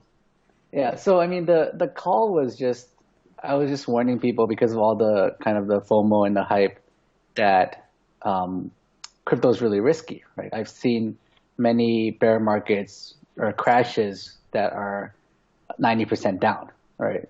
So at the time, Litecoin was 200, and I just said it can drop to $20, and don't be surprised if it does, right? And what happens is when the price does crash, it shakes off all the weak hands, right? Everyone who bought in at 200 or higher will sell like at 20, right? And they're losing 90% of their portfolio. So my point was that if you can't withstand a 90% drop, then don't buy in because it's too risky for you, right? And a lot of people actually bought in at high, but they didn't sell at 20, and now it's at 130, right? So it's like a roller coaster. Yeah, definitely a fun roller coaster. So how long have you been in crypto? Since April of 2011. Okay. And what got you interested in it? I read an article about Silk Road, about how Silk Road was only accepting Bitcoin, and I immediately saw the potential of Bitcoin being like good, sound money, right? It's very similar to gold, but better because it's cheaper to send and cheaper to hold. Yeah. So and it's like the ultimate. It's like the ultimate bug out money because like if you need to leave your country, you can't really leave with gold, but if you remember your seed key, you can leave with Bitcoin, or you just hide a ledger somewhere. Yeah. As a matter of fact, sorry to keep interrupting, but as a matter of fact, an 18-karat gold 00 artist-proof Litecoin Foundation ledger, you could hide one of those somewhere. Thanks to you, Charlie. Now, quick question: do you know the actual worth of that 18-karat gold one? Because I couldn't find the actual exact price. It's hard to say because we sell the regular one for, I think, 15,000. Let me check the website. But somewhere around that. So this one is a special one. It's an artist proof. It's the first one we made to kind of to show that that we can actually do it, right? And it says artist proof 00 on it. So we made 50 total, numbered 01 to 50, and this one is the first one. So artist proofs normally go for more than regular ones because they're pretty special. Wow. All right. One more thing, just to pause you real fast, with the donations. The donations are ending in 3 minutes. Guys, if you are donating, donate not from an exchange. So donate from a wallet. Actually, address, I do have to correct you. The reason we're cutting off donations right now is because we will do the raffle in an hour, and we want to make sure all the donations do confirm. So you have an hour for the donation to confirm, but you have to stop sending it in 3 minutes, please. Because the raffle will be an hour from now. Yes. Okay. But also, if you do send, if you do donate money and you want to enter into the raffle, do not use an exchange. Do not send it from an exchange, from a wallet address. So, really contact when you are a winner. But you have 2 more minutes. You guys can donate at binancecup.tronbet.io or use a QR code in the upper right-hand corner. So, just show the donation page really quickly before we move on. Yeah. So this is where you do it. Please, you can go quickly to binancecup.tronbet.io, click make a donation, and you can select how you want to do it, Tron, Binance Coin, or Litecoin. It's your choice, and we have literally nothing left. 1 minute left, 2 minutes left. All right. So back to the man of the moment, Charlie. So your brother is Bobby Lee, right? Yeah. Yeah. So he predicts a $333,000 Bitcoin by 2021. Do you agree with that? Do you guys talk about this type of stuff? I don't agree with that. I mean, I don't think it's good to try to predict prices because no one really knows. Right? Okay. So What about a $333,000 Litecoin? that's definitely going to happen. All right. Yeah. Cool. Yeah. So. I just lost a huge hand. Oh, really? Bummer. Bummer. What'd you have? Trip aces. Oh, man. Oh. And what'd you lose to? Trip aces. Oh, yeah. Crazy. That's absolutely crazy. So what's coming up for Litecoin other than the halvening and the summit? What are you guys working on? So we're working on exploring adding privacy to Litecoin. So the current kind of idea is to look into Mimblewimble and add it as a extended block. So soft fork it and using extended block. We're working on that. Nothing to announce yet when that will come out, but slow and steady. Okay, wonderful. And so, what's your strategy when playing poker? Try to win. That's always a good one. What's my strategy? Well, you're not doing too good at the moment. Yeah. Well, the thing about poker is you have to be patient, right? You have to not play every hand, right? So people have a tendency to play any decent hand because it gets boring if you don't, right? You just have to fold everything.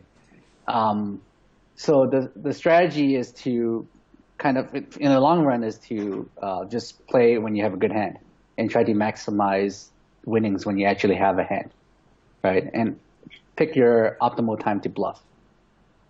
Mm-hmm. Okay. Yeah. You're the second contestant today to mention patience, especially when you're playing with so many people. Yeah, I mean, that's also why professional poker players online, they play 9 tables at a time, right?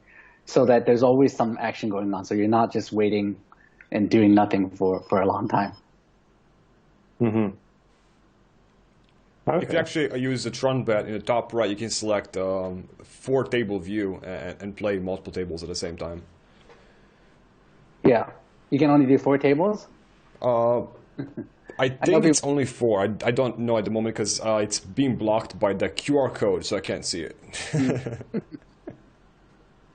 Yeah. Hey, Nicholas, you have any questions for Charlie? Oh, of course I do. Actually, hold up, I'm drawing a blank. Yeah, I'll throw it back to you. Okay, right on. So,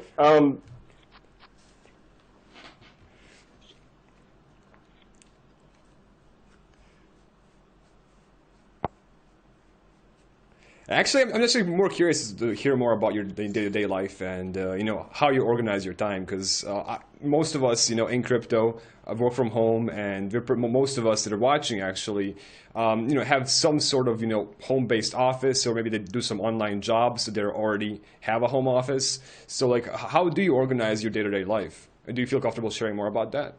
Yeah, I mean, I'm lucky enough to now be able to work from home the whole time, right? I don't have to go into the office. I don't have to report to anyone else. So that's very nice to kind of work on what I'm passionate about, and not have to worry about doing what other people want me to do. So it's nice. You wake up and you just come to my home office and start working. I try to do whatever things come up, right? So whether it's like development work, or whether it's meeting, or just working on different projects. There's a lot of stuff going on, and just try to handle everything. It can become quite hectic, but we use like Slack to try to organize everything, so that's very useful. Mm-hmm. And what did you do before Litecoin? So I was at Coinbase for 4 years, from 2013 to 2017. Mm-hmm. I joined Coinbase when it was as like the 5th employee, or including the founders, right? The second engineer. Mm-hmm. So back then it was really tiny. Mm-hmm. Yeah. Wow. And did you ever think when you started Litecoin that it would turn into the coin that it is today? Not at all, right? So when I started Litecoin, it was kind of just for fun, right? I was playing around with the Bitcoin code base, and there were quite a few other altcoins out there already. And I just kind of decided to do something and try to do it better than what's out there. So it was launched fairly quickly, like within a week or two, and didn't expect much of it, right? And I guess the surprising thing is when I launched Litecoin, Bitcoin's market cap was like $100 million. The whole market cap of Bitcoin was $100 million. And now Litecoin is like over 50 times Bitcoin's market cap back then, which is pretty crazy if you think about it that way. Mm-hmm. So I guess you far surpassed any type of expectation you could have even had back then. Yeah, for sure. That's awesome. Yeah, and I think one of the reasons why Litecoin was successful when others failed is because of how I launched it in a fair manner, like no pre-mine. I mined it the same as anyone else, right? And no ICO, no pre-mine, nothing. It's just pretty similar to Bitcoin. Even more interesting than Bitcoin, whereas Bitcoin, for the first year, there was only like 1 or 2 people mining it, right? It was Satoshi and maybe Hal Finney and someone else, possibly. Whereas Litecoin, when I launched it, I pre-announced it before I launched it, and people were I think there were over a few thousand people mining at launch time. And then it just grew from there. Mm-hmm. Do you ever get to meet some of those early miners? Like when you have meetups or anything like that? You ever run into them? People have came up to me and said they were there when Litecoin was launched. And I mean, it's pretty cool to actually be there. I mean, this was like 8 years ago. It was fun times. That's awesome. And I did remove the QR code off the live stream since, you should not be sending any more donations since the raffle will be in about an hour from now when we come close to ending the live stream. And obviously, in around 5 minutes from now, we will have Spencer, the amazing player from NBA, come join us on video as well. So feel free to stay with us for another 5 minutes, or as long as you feel comfortable, Charlie. Sure. Yeah. Looks like Slayer has been losing quite a bit. Well, let's see what's happening with their hands. He was the chip leader for a while. Now it's Bitizen, Captain Planet, and then SAFU Master, CZ. Yeah. Wow, how about that? Well, okay, there's a lot looks of like Slayer might win this one, actually. You're cheating. Well, I can see the cards, so it's only 2 people left. Let's see what's gonna happen. Oh. Yeah, I was saying like poker. There's a lot of luck, right? Over the long run, if you're really good at poker, you'll win in the end, right? But for any like game, it's anyone's game. Mm-hmm. Yeah, to prepare for this, because I used to play poker years ago, back when I was in college. So this was like, I don't know, 16, 18 years ago. And I started reading a book on poker mathematics. You follow that stuff, Charlie? Some of Not much. I mean, the basic stuff, yeah, but I go mostly by intuition. Okay. Yeah, right on. They say poker is a really easy game to play, but a very hard game to master. Yeah, for like sure. all good games should be. Yeah. Yeah, and there's also like a lot of skill, but also some luck mixed in. It makes things more exciting. So, I mean, that's all good games are like that, right? It can't be all luck and it can't be all skill. If it's all skill, then the same person will win all the time, and it's just no fun. Right. Do you actually, one of the last questions I was just really curious to ask, do you use any blockchain platforms yourself right now, any games or dApps, like as a hobby, or do you see that they're not mature yet? No, honestly, I don't use much of the dApps or the blockchain platforms. I think blockchain is really well suited for money because it's expensive, right? It's inefficient to have a blockchain. It's like an inefficient database. So the reason why you would need it is if you want something like censorship resistance or immutability. So the reason why you see like gambling kind of apps on blockchain succeeding right now is because those are the apps that actually need the censorship resistance and the kind of the immutability, right? So it can help predict or do like card games where it's provably fair. What do you call it? Provably fair, right? Yeah. And also it can't be shut down by governments, right? So whereas like right now, I think it's really hard for you to play poker online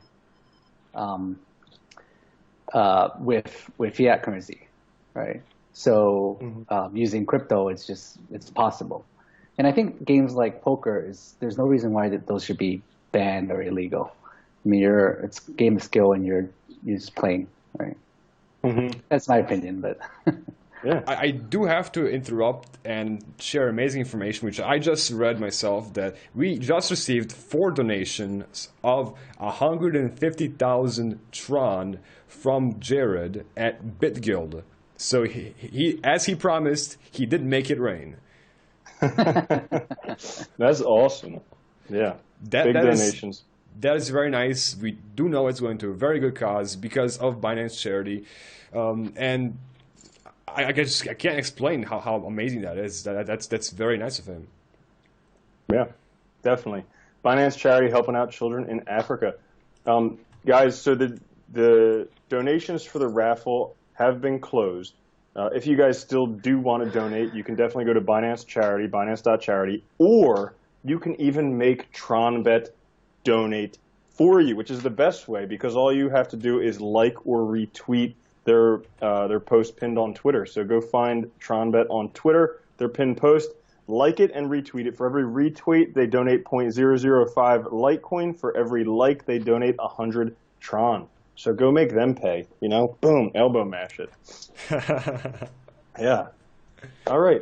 So, Charlie, anything else you'd like to say just to everybody one to hand. out there? I almost missed it. Good job. Yeah, I bluffed that in and won. Nice. Well done. Probably my biggest winning hand. That's awesome. That's half the game is bluffing, at least. So anything else you'd like to say to everybody while you're out there? Well, I guess thanks everyone for donating. I think this is definitely a very good cause and something fun. Great. Well, thank you so much for joining us. It's definitely, it's awesome to have you here. I'm sure a whole bunch of people are really excited to be able to see you, to hear what you have to say. And best of luck in the rest of the tournament. And if it's working for you, keep bluffing. Oh, and thank you very much for taking your time out of your very busy day to join us here on this live stream. It is an honor having you. And we're going to have Spencer and TRONbet admin on the next interview in 30 seconds from now. So I'm going to go ahead and disconnect you, Charlie, right now. Okay. Okay? Yeah. All right, Yeah, so the Spencer, right now. leaderboard right now. Leaderboard Spencer, right you're now. live. We got What's up? You're live, man. Spencer. What's going on, man? What's up, guys? How you doing? Oh, doing well. How about you? Not too well. I don't think I've been playing that great right now. Okay, well You're at I the guess- bottom of the leaderboard, unfortunately, at the moment. You know, but if somebody's been drinking too much or they're standing on your head, it looks like you're on top. Yeah. So I guess some people might say stick with your day job. Your day job is pretty cool. Yeah, definitely. Best day job in the business, in my opinion. Yeah, that's awesome. So you're a point guard for the Brooklyn Nets. Yep. I've been with Brooklyn for 3 years, and yeah, I've actually been in the NBA for 5 years. But these past 3 years with Brooklyn have been the best of my career, and I've had a lot of fun. That's awesome. And we were talking briefly just the other day, and you mentioned like that out of all the teams, Brooklyn is actually one of the teams that you would want to be on, the number one team you want to be on, right? Yeah, no, I mean that's the reason I signed my extension. I want to be here, and the organization, the people that we go to work with every day, they're first class, and it's been a ton of fun. Let me just really quickly introduce the man himself behind TRONbet, the TRONbet admin.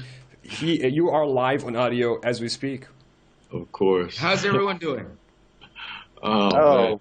Having a great time. Sam, how you doing? I hope everyone's enjoying this event for Binance charity. And I gotta say, this has been amazingly organized, and thank you for taking the time out of your busy day to join us on audio, because you are right now behind the scenes and organizing all these interviews. You got the most amazing roster of people for this amazing poker game. It is an honor hosting this with Crypto Love and being your guests here in this main event. Thank you. I think we got amazing support from our participants, but I'd also like to thank our hosts as well. Both Crypto Love and Nicholas Live are doing a great job. Oh, thanks so much. So I think you should probably start interviewing Spencer, because you said you wanted to make it difficult for him, so we might as well just make it difficult from the start. I've been preparing this for the last month or two since we've been in the playoffs. So Spencer, do you remember the bet we had? Yes, the charity bet. We just so the NBA doesn't get mad. It's a charity bet. And what was the bet? I did not think that the Raptors would win the championship. And if the Raptors did win, what would you do? I donate a Bitcoin to charity. So I think we should all thank Spencer for donating a Bitcoin to Binance charity. Woo! That is a huge donation. Thank you, man. Woo! Yeah. Thank you, Spencer. No problem. All thanks to you, brother. So tell us a little bit about what NBA players usually do during the off season. The first couple weeks, and I know that's funny because I've been in off season for a minute. Because your off season was a little earlier than the Toronto Raptors. What's coming? I'm assuming the Toronto Raptors right now are on their way to a destination that is going to have a lot of fun involved, whether it be Vegas or somewhere else, I don't know. And they're going to celebrate the spoils of victory. Very nice. Any predictions for next season? That the Toronto Raptors do not win the finals again. I bet you. I'll do a standing charity bet of 1 Bitcoin right now. Whatever price it is, then we can bet it right now. That is awesome. You all heard that. He may be in for another Bitcoin. We've got a deal. As long as we're facing the Brooklyn Nets, I think we should be fine. Oh, Oh. okay. Hey. Oh man. Just for all But in more listening out there. serious talk, I love the NBA, so I kind of want to talk a little more about it. So for example, so like an injury like Kevin Durant just had, how bad or how much time do they need to recover from something like that? I mean, everybody's different. Everybody's body is going to heal and react in whatever way it does. But I wouldn't be surprised if Katie just kind of sat out all of next season. An Achilles injury is really tough to come back from, and it's one of those things that, you know, when you do come back, you're going to still need to get in shape and kind of get the feel and all that stuff. So I wouldn't be surprised if he just took the whole season off, considering the timing of the injury. Will the Brooklyn Nets go after him during free agency? That's a question that's above my pay grade. You know, you'd have to ask our GM. I don't know what free agents we're gonna get or not get right now, at least. Gotcha. Let's talk a little bit about how you kind of got into crypto, because you're pretty, as an NBA player, I think you're pretty famous in the crypto or blockchain industry. How did you really start getting into crypto?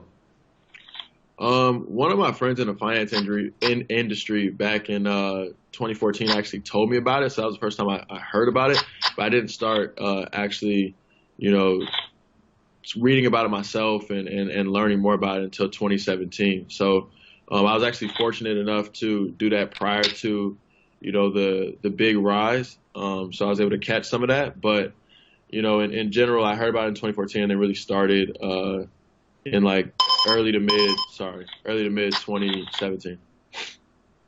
Gotcha. Spencer, if you wouldn't mind, would you mind pressing the button on the left side of the TRONbet to mute the hand shuffling audio? On the left side. Yeah. Said, oh, there we go. Thanks. Yep, Man. I got you. Sorry about that. All good. No worries. So what tokens do you hold right now? Ooh, quite a few. XRP. You better get this one right. XRP, ADA, Anti, TRX. Well, I hold actually TRX because of the dividends too. So I get airdropped that every day. Was it? It's at like 9 p.m. Pacific time, right? You guys airdrop the dividends from Anti token holders. You got it. Yeah, see? Big time. I love it. It's probably my favorite one, actually. And definitely hold BNB. Then some BTC. You know, I got a little bit of a couple others, but those are probably the main ones. I would say, yeah, ADA, XRP, BNB, Anti, and BTC. Wait. You do not hold any Litecoin? And you're playing against him in this poker? I thought he sold his Litecoin, didn't he? Oh, you told him on the live stream. No, I mean I have a little bit, but I was talking about like the main ones. Oh, okay. We're just having some fun. Very here. nice. No, you first. So I do have to say that I just got these amazing figures, and I'm sorry for interrupting, but I have to say this. It is impressing me. We have raised over almost 2.4 million TRON, so that's 2,393,000 and something TRON, 10 Litecoin, and 116 BNB, and these figures are from donations and auction on BinanceCup.TRONbet.io and TRONbet Twitter. So that's a lot. Just from those. And we're not thank even you for done. everyone for their donations, going to a good cause and helping children in Africa through Binance charity. Yeah, that's awesome. So Spencer, how did you end up at a crypto poker event? That starts with Tommy Mustache, the Mustache.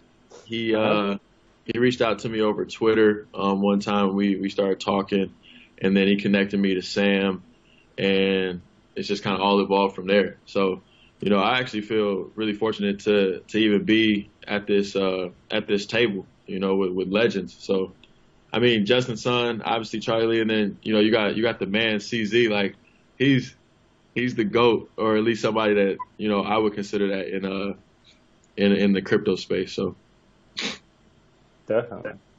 Yeah. Do a lot of ballers talk about crypto?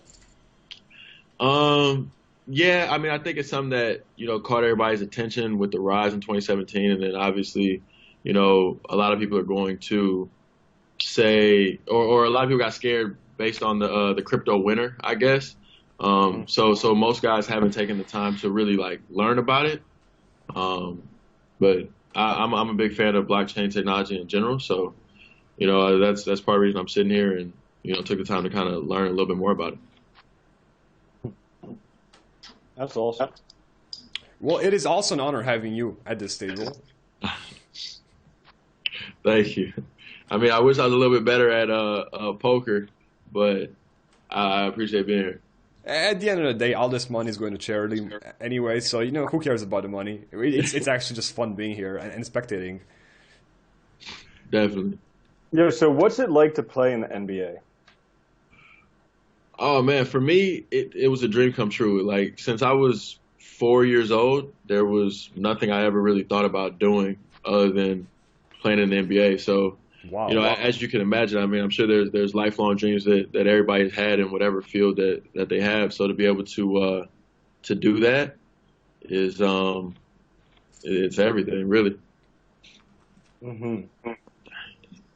How much work does it take to like get to the NBA? Is it something like you can play basketball a couple times a weekend and you're good? That's not how it works. Yeah, nah, that's not how it works. I mean, say, how much do you play? Like, how much did you practice in order to get to where you are? When I was a kid, I mean, probably a couple hours every day, but it's not as targeted as it is in the NBA. Like it was me going to the park and stuff like that. It was just, loving the game and having fun and playing against my peers. Now in the NBA, it's a full-time job. On normal days when I'm not in a charity poker event, I'm working out from 6 a.m. to 10 a.m. And then, I'm trying to eat right, be as plant-based in my meals as I possibly can. Without killing myself, because I do love a good steak every now and then. But yeah, it's just everything. You constantly are trying to gain that edge and get better, and and then later in the summer I'll start doing 6 a.m. to 10 a.m. and then I'll also go back at night from probably 5 to 7 p.m. So it's 5, 6, 7 hours a day worth of work, plus changing your diet and being focused and getting the proper sleep and all that stuff. So it's serious. Oh, wow. Yeah, sounds like quite a commitment. So I've been asking this question to everybody. What's your strategy playing poker? So here's the thing. This is literally like my third time playing poker. So right now it's try not to lose too much. And I mean, I guess just sit out the hands that I know I'm going to lose, and then because it's a charity event, it's not really like my money. I just bet big on the hands that I think I have even a possibility of winning, and just have fun. So that's kind of the way I've approached this game. And obviously I've lost a lot, but I think if it was my money, I'd probably play a little different. Yeah. Well, you're having fun. You're at a table with a lot of important people. CZ is the GOAT, like you mentioned. Right. I actually have to comment that during this live stream, Binance Coin did go down 5% and back up 5%, just like throughout this live stream. So that's quite interesting. Yeah, CZ, what's going on? You got a lot of trading happening for Binance Coin right now. And I also do got to mention that we will have, in around 5 minutes from now, Vincent from Dapp'n Review joining us on video for the next interview. But Spencer, no rush. Just sit here and enjoy some more with us and with the TRONbet admin on audio. Got you. So, were you a fan of the Nets before they played in Brooklyn, back when they were the Jersey Nets or anything like that? Or why is Brooklyn Nets your team? Oh, no one's a fan of the Nets. Here you go. Here you go. See, I was wondering where you went, Sam. The real thing is nobody really cares about the Raptors. Like, it's just, you guys got lucky. Kawhi saved you guys, gave you a championship. It's cool, but it's about to be over. So until today. Yeah, no, it's cool. Like you guys, you have your 15 minutes, and then it's over. July 1st. Sounds good. I'll let you continue your interview. We'll have this conversation afterwards. Gotcha. No, Sam, this is what people watch the live streams for. I think it's important to have it in front of everybody. Yeah, exactly. You see his poker just get banned, the account just get banned. That is not going to happen, obviously. It is a smart contract, and we cannot influence anything, except in this special game where I can show some cards sometimes if I feel like it. But, yeah, I'm glad you hold ante. That is the way to go. If you believe in TRONbet, definitely do hold some ante. You get a bunch of dividends. I don't hold any myself, and I'm not sure how much you have or if you have any crypto love, but I'm definitely considering it. Maybe once the hype goes down after this live stream, I'll see if I can get a good price. Yeah, no, I mean, now you're scaring me because you're an admin and you're not holding it. I'm like, what? I'm actually not an admin. That's just my name. I just put it as my main name randomly. I'm not that smart and that privileged to be an admin like these amazing founders. I'm just a go do DJing the live stream. Got you. Yeah, no, you should hold it. It's been great to me. Like I said, I get a dividend every afternoon, and I've been a big fan so far. Mm-hmm. So, what do you do in your spare time? Spend time with my family and read about things that I'm interested in and try to, meet people that are better at those things than I am. So I mean, I guess that would be one of the reasons I'm sitting here. Mm-hmm. Does being in the NBA give you an opportunity to meet a lot of influential people? Oh, for sure. I think there's a certain respect level that people have for, people that are dedicated to their craft at the highest level. And so it's not, exclusive to the NBA. You could be a professional athlete or an entertainer or whatever it is. But I think high-level people generally have a mutual respect for other high-level people. So it definitely helps. Who was your favorite basketball player growing up? Kobe Bryant. Not even close. Like, he was by far, I grew up in LA, and I was born in 93, started his career in 96. So basically my whole childhood was Kobe. Mm-hmm. That's awesome. And have you gotten to meet him? A long way to go. You said what? I said, have you gotten to meet him? And Sam said, you've got a long way to go. Okay. Okay. Oh man, it's cool. Hey, just for those of you guys listening, wait till we play the Raptors next year. You guys are in trouble. Mm-hmm. You guys for are you in guys trouble. listening, those comments are coming from especially when Kawhi leaves. Like, you guys are in so much trouble. Hey, Spencer, you know what? We don't have a lot of time left, but just right now you said if Kawhi leaves, do you want to bet on that? And we'll donate it to Binance charity. He's leaving. It's over. He's leaving. So I'm betting that he's staying. Loser donates to Binance charity 1 BTC. Do we have that? We got another one? Oh, man. Okay, that's cool. Let's do it. Done deal. Well, you guys heard it live. It just happened. Boom. Yep. And I'm interested to find out how much a Bitcoin is worth when we find out the winner of it. Oh, damn! Be careful what you wish for. It'll be July 1st, and then that next Bitcoin, next June. Hey, if the value goes up, you're gonna be one hurt man. You better buy it right now, just in case. Don't worry, like I got it right now, so I'm just gonna wait, and if I have to send it, I have to send it, but. Don't buy it then. Yeah. Man.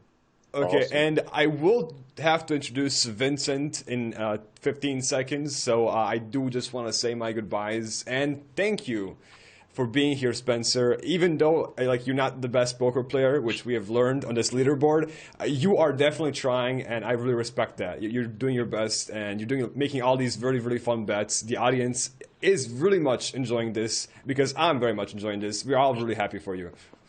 Thank you. I appreciate you having me. It's been a pleasure. Thank you very much.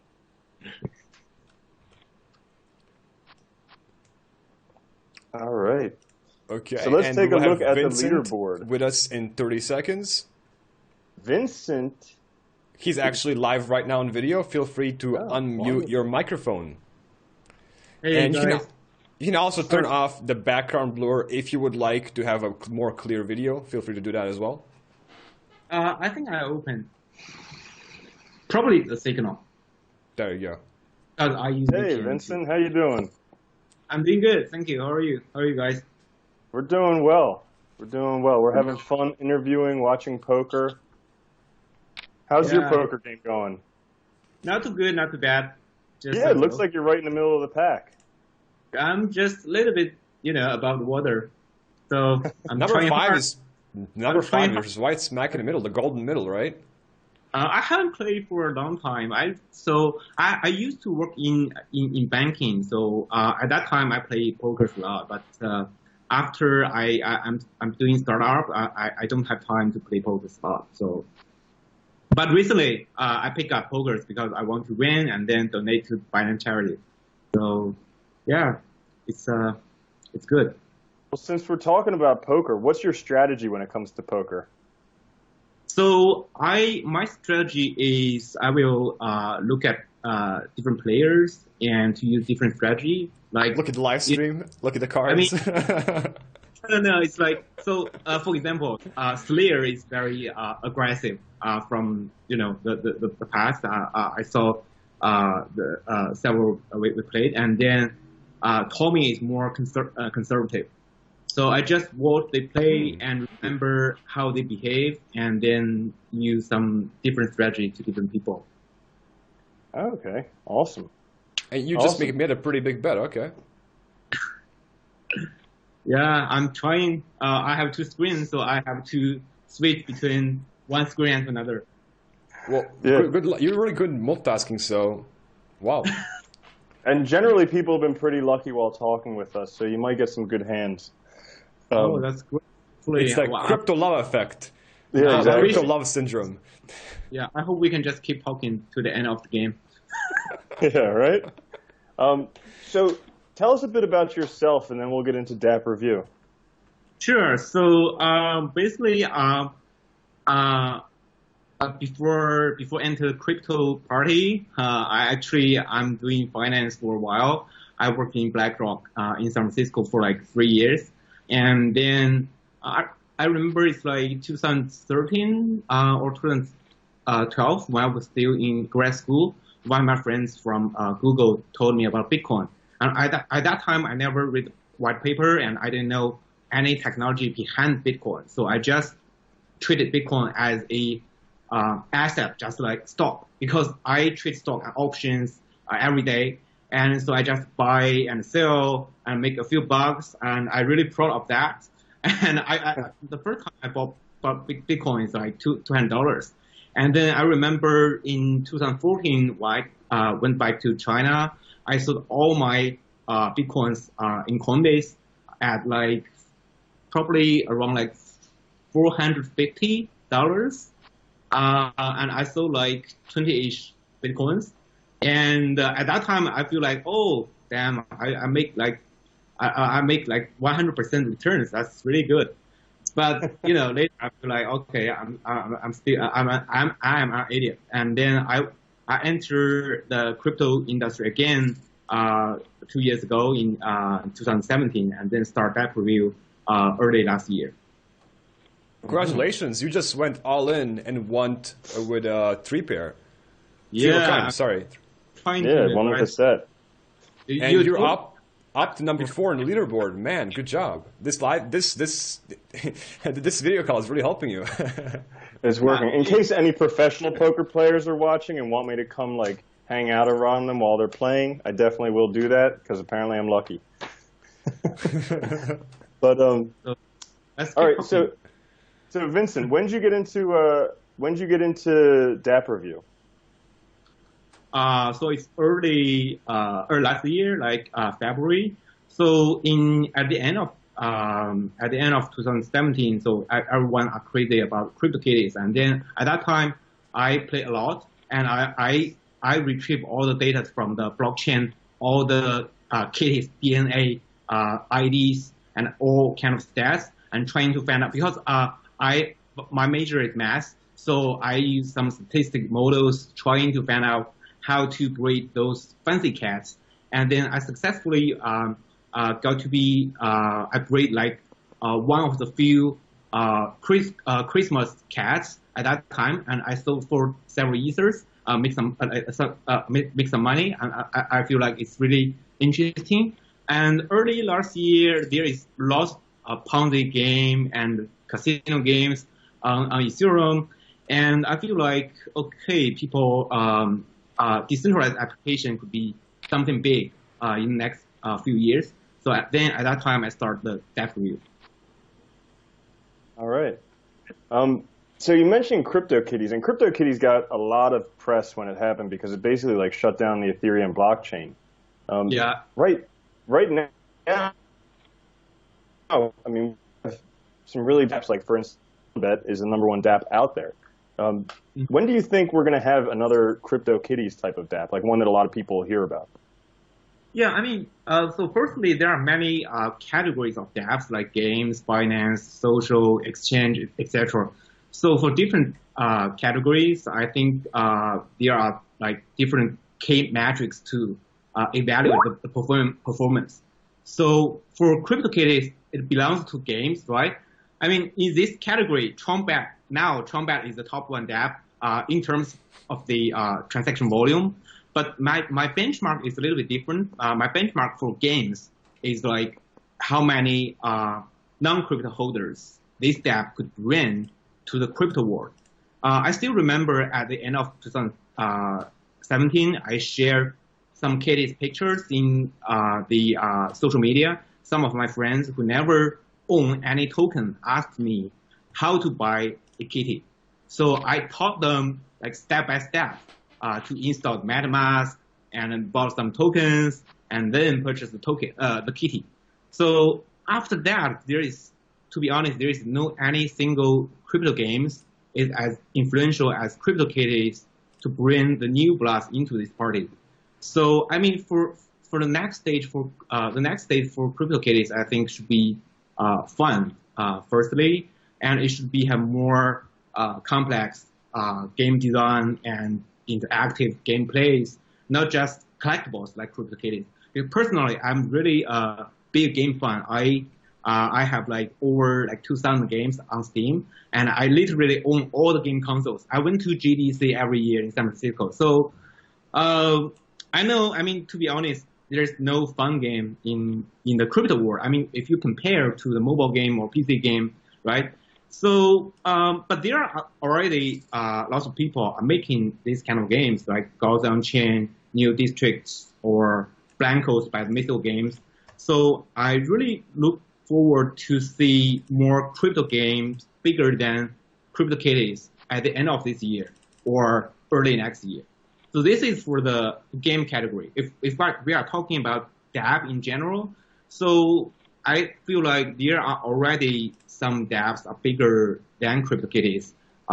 If we use transaction volume as a benchmark, like IDEX, which is the largest DEX on Ethereum, over probably I remember it's like $3 million US dollar trading volume every day. And in the finance area, there is already a really new buzzword like DeFi, short for decentralized finance. The top project is Maker. I guess most people know Maker. So which locked like over 400 million US dollar worth ethers, and they issue like over like 80 million crypto asset backed stablecoin DAI. So yeah, and I also read a DeFi report published by Binance Research last weekend. So it's really one of the most comprehensive and insightful reports. So yeah, in general, I would say for games, I really look forward to see more interesting games later this year and probably early next year. Awesome. And that is a huge spot. Wow. Who just won what? There's no flop yet. People are just putting a lot of money. Holy cow. Yeah, look at this. The pot's 27,896 TRON. Yeah. Flop comes down 9, queen 5, 2 hearts on the table. Two people are all in, and yeah, CZ's out, and Captain Planet just won it. He's up to 43,673. Wow. Definitely he's dude, that was holding a big the pop. first place, like double the second place. Oh yeah. Wow, that was a lucky hand. Yeah, and he was the auction winner. He was the nobody knew he was going to be here. How about it? So Vincent, yeah. How does someone use Dapp'n? How does someone get the most out of Dapp'n? I think it depends on who are the users. So they could be DApp players or some token fund investors and researchers. So for DApp players, I think two things are more important: get to know the newest dApps and monitoring the performance of dApps. So our site has like visitors from 140 countries and regions every month. They want to know what are the latest dApps, any creative ones or any interesting ones. So we spend lots of time and effort to finding all those newest dApps and list them as quickly as possible. So to make our users to be the first one to know and play those new dApps. So now, like over 80% of our dApps are submitted by the developers themselves, and we collect the other like 20% from all kind of resources and channels. So we also have different kind of analytics. Users could use those analytics to track the performance of every dApp, like the data active users, the transaction volume, kind of thing. There's one more interesting feature we have is which most other platforms don't have, is the player data. So you can literally search your address on Dapp'n, no matter it's Ethereum, EOS, or TRON address. We will show you all the dApps you ever played and how many tokens you spend on each dApp. So it's kind of like a bill of your dApps you played. So one of my friends who play TRONbet a lot, so he told me that he has like 30K Anti. So Anti is the platform token for TRONbet. I think everyone knows that. So I did some quick math in my head. So I said to him, dude, you spend a lot of money in this game. So he was like, nope, not a lot. And then I asked him to search his address on our site. He was shocked. He He literally spent like around like 30 million TRX in the game. So that's crazy. So this is about the players feature. For other users like token fund investors or researchers, we have an analytics page where it shows the big picture of the debt market. So there are multiple beautiful and informative charts showing the market trend over the time. A lot of fund researchers use our data in their internal report, and some media like CoinDesk or Cointelegraph, they quote our data in some of the articles. So I think there are more features and analytics we are providing. It really depends on the user's need, and they can use whatever they want. We are very happy. We are very open for people to use our data. Awesome. So I'm just going to touch real briefly on what's going on with the poker recently. We have about 11 minutes left in the poker game, and while we were chatting, there were a couple hands where a lot of people went all in. The overall rankings have changed a lot recently. Captain Planet, our auction winner, Davis Yu of Earth Protocol, he's in the lead with 33,672 TRON. Bitizen is in second with 23,747. Vincent Dapp'n is in third with 8,759. And then fourth through ninth is Boxer, Charlie Lee, Justin Sun, CZ, Spencer Dinwiddie, and Tommy Mustache in last. But wow, game is getting exciting. And I guess probably they have good reason for going all in because there's only about 10 minutes left. And in about 5 minutes, less than 5 minutes from now, we will have Justin Sun join us, the legend from TRON himself. Yeah, absolutely. That should be exciting. Hopefully we'll get a lot of questions answered. And I mean, personally, I'm impressed watching this poker game because all this is taking place on the Tron blockchain. Like, we're seeing it all happen on the blockchain. Thanks to TRONbet for having this awesome platform out there and for putting together this event, the first annual Binance Charity Poker Cup. And the moment you all have been waiting for will happen in about 20 minutes from now, or like 10, 20 minutes. We will actually do the raffle on the live stream, and we will see who won all these amazing, very expensive gifts. Yeah, let's tell them again some of the gifts in case they just tuned in. So we have, first off, the grand prize. No, we'll save that for last. We've got 2 Xbox One S all digital editions. We've got 2 Sony PlayStation 4 Pros, which you can do fun stuff with VR. We have 2 iPhones. One is the XS Max. The other is just XS. We have a Samsung Galaxy S10, a signed jersey by Spencer Dinwiddie, and the of all prizes worth at least $15,000, somewhere around there, is a limited edition 00 artist's print Litecoin Foundation 18 karat gold Ledger Nano S. Big prizes there. So we've got that all coming up. Vincent. Yeah. So anything else you'd like people to know while we have you there? I do want to ask you, we have only a few minutes left with you, Vincent. I do want to ask you, like, which apps and dApps, which dApps that are listed on your website do you personally use? I'm just curious. Okay. So you guys will be shocked. I literally use like 80% of dApps. We are dApp review. I need to personally play all the dApps, and then I can talk to other people. So basically, I tried all the dApps. As long as there is a new one, I need to try and I need to figure out if there are any creative mechanic in this dApp. If there anything we can, find out, helpful to the ecosystem. So I have to say I played like 80% of the dApps. At least tried. So some dApps I just open the website and say, okay, it's just copycat some other previous dApps, and then I just quit. And for like dApps like TRONbet, I'm personally the first. I'm probably the first few users who play TRONbet. I played TRONbet back to the end of October last year. Wow. So at that time, I'm still in the stage 1. I won like 20K antes. They still generate some passive income every day now. So I'm really happy. But some other dApps, I invest some money and then I just lost my shirt. So, I have to play all kinds of dApps and trying to understand the new things.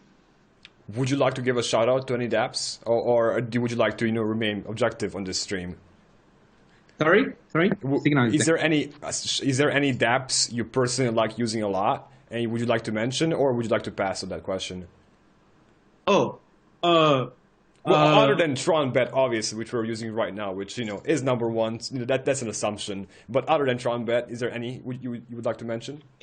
I use DEX. I use lots of DEX because, no matter in Tron or EOS or Ethereum, I play lots of dApps. So I have other tokens. I have to sell, those tokens to change for the public chain coins. Like I use a Tron Trade TRX market. And on EOS, there is WillEX and the new DApps I'm using. Apart from that, there's no DApps I play I use or play frequently. So it depends. It depends on whether this DApp to survive for like a long time. Because most DApp they just dead in like 2 weeks. Right? Yeah. Well, okay. I gotta say, I'm impressed. You're being very objective, which is your job as somebody who's in charge of dApp reviews. So that's amazing to hear, and it's impressive that you were one of the first users in TRONbet. You're really taking your job seriously. That's amazing. Yeah, because actually we are the first platform to integrate the Tron dApps data. So the first 2 dApps, one is TronDice, the other one is TRONbet. So we start playing TRONbet from day 1. We integrate the data. So at that time, I talked to the admin. I think it's them. So at that time, I start playing, and we chat a lot. We also we grab a beer like last month. So yeah, I mean, it probably. I mean, it's really lucky. I mean, the first two games, there's one that, it's been like half a year. There's not a lot that ever like survived for half a year. Very few, I would say. Yeah, I just want to touch briefly again on the poker game. There's less than 5 minutes left, and Bitizen has just taken the lead from Captain Planet. Charlie Lee in third, yeah. It's almost neck and neck. Bitizen has 34,932. Captain Planet has 33,522. And pretty far behind is Charlie Lee with 11,146, but still in the top three. That's exciting. Now, Captain Planet, Davis, when we talked with him earlier, he said if he does finish in the top three, he will be donating all of his winnings to Binance charity. First place here gets 1 million Tron. Second place gets 300,000 Tron. Third place gets 200,000 Tron. I'd be, I think it's likely that most of them will be donating to Binance charity. I mean, Jared from Bitguild already sent 4 donations of 150,000 Tron, so yeah, I think he might be donating. That's already half a mil right there. That's impressive. Yeah, yeah, but wow, it's getting. Wait, was it 4? That's even more. It's more than half a mil. My bad. It's 0.6. Yeah, how about that? Yeah, so just watching the end of the game, we got 3 minutes left. Vincent, I want to thank you very much for joining us on this stream. Oh, Vincent, feel free to stay with us. We're just waiting for Justin's son, so just stay with us. We're going to wait for him, and feel free to talk about anything you want to say. You have a few minutes left. Yeah, I'll focus on poker. All right, yeah. You got 2 minutes and 57 seconds left, so you might want to make the most of it.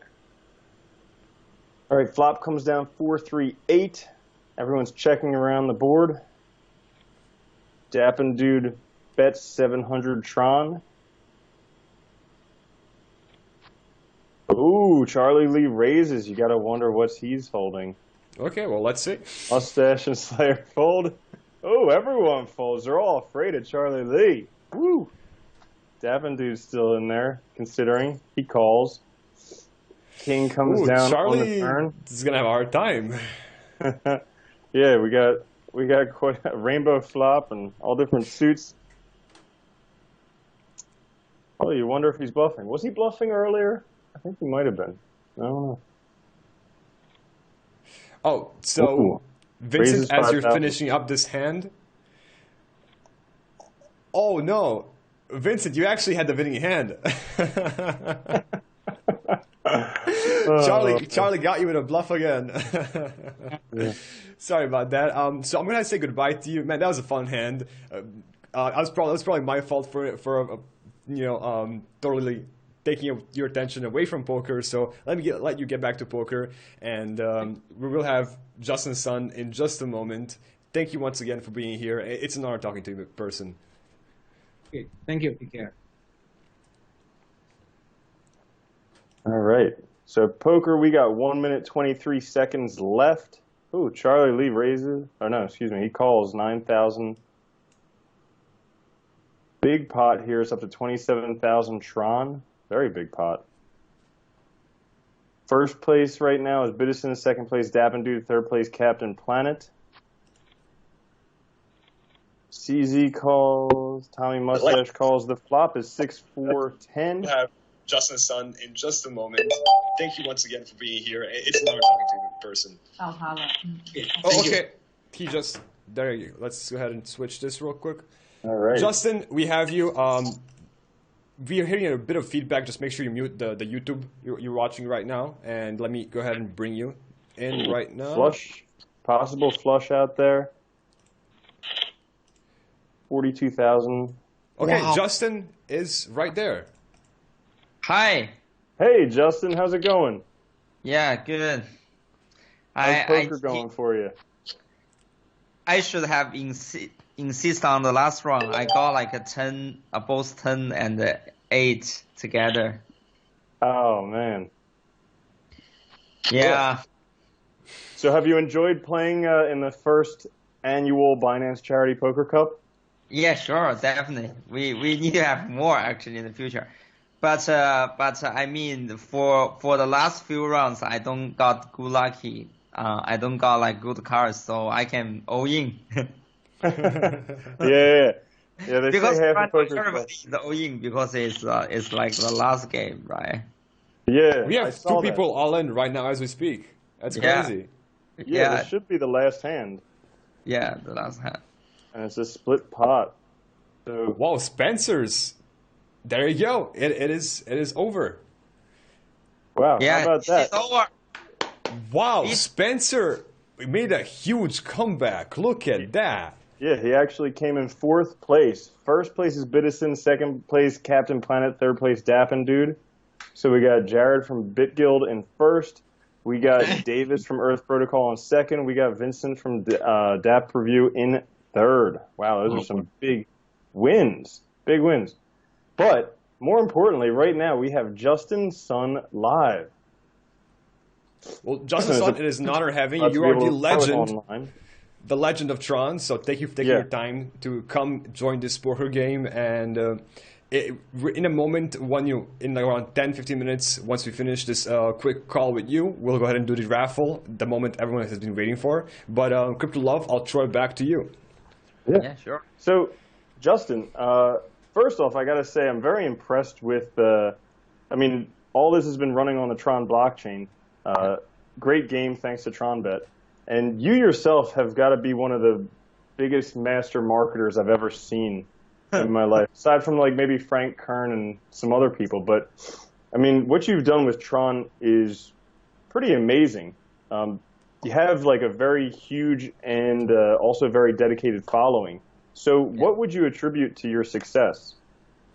So basically, I think there is several secret recipe. First of all, I think for a crypto project, you should always focus on the community, because most of the people, for example, if they are like traditional entrepreneurs, when they first get into this space, they will thought the product maybe is the most important things, or the technology is the most important things. But for me, I think for the crypto project, the community is the top priority. Because like all the exchanges, all the project, basically most of the project is open source, so they based on the same code, same technology. But I mean the community operation is completely different, right? I get into this industry in 2012, so at that time not that much crypto, so lots of the crypto didn't exist after 7 years, right? But I think if you look back the history, the most important thing is still the community. For example, like Charlie Lee has been in our game today. I think one of the reason Litecoin survived in these 7 years, 6 years, is also because Litecoin has one of the most prosper community in the crypto space. So basically, I think always care about the community is the first thing, and then the second thing is really important. I think is you need to evolve yourself. I mean the project and yourself. You need to evolve because we always there's always saying one day in crypto, 1 year in a traditional industry, right? So the crypto changed dramatically. So that's why you need to keep evolve to trying to basically I can give you example. Okay. So Charlie told me he said you can announce that I will be going. So thanks for Charlie being with us tonight. Oh yeah, thanks very much, Charlie. Yeah. It's been a pleasure having you. Yeah, woo! A legend. I actually want to take this quick second to thank all the participants of this amazing poker game. Do you want to go over everybody, Crypto Love? All right, yeah, let's just give a brief rundown. We had CZ, founder of Binance here. We had Charlie Lee, founder of Litecoin. Justin Sun, who we're speaking with right now, founder of TRON. Spencer Dinwiddie, point guard for the Brooklyn Nets. Lim-Yo-Hwan, esports champion, also known as Boxer. Jared Psigoda, founder of Bitguild. Vincent, founder of Dapp'n. Tommy Mustache, anti-community representative. And Davis Yu of Earth Protocol. Yeah. Who is second place, to everyone's surprise. That was an amazing poker game. Lots of fun. It was actually not only amazing, but it was a very fun poker game. That was the most important.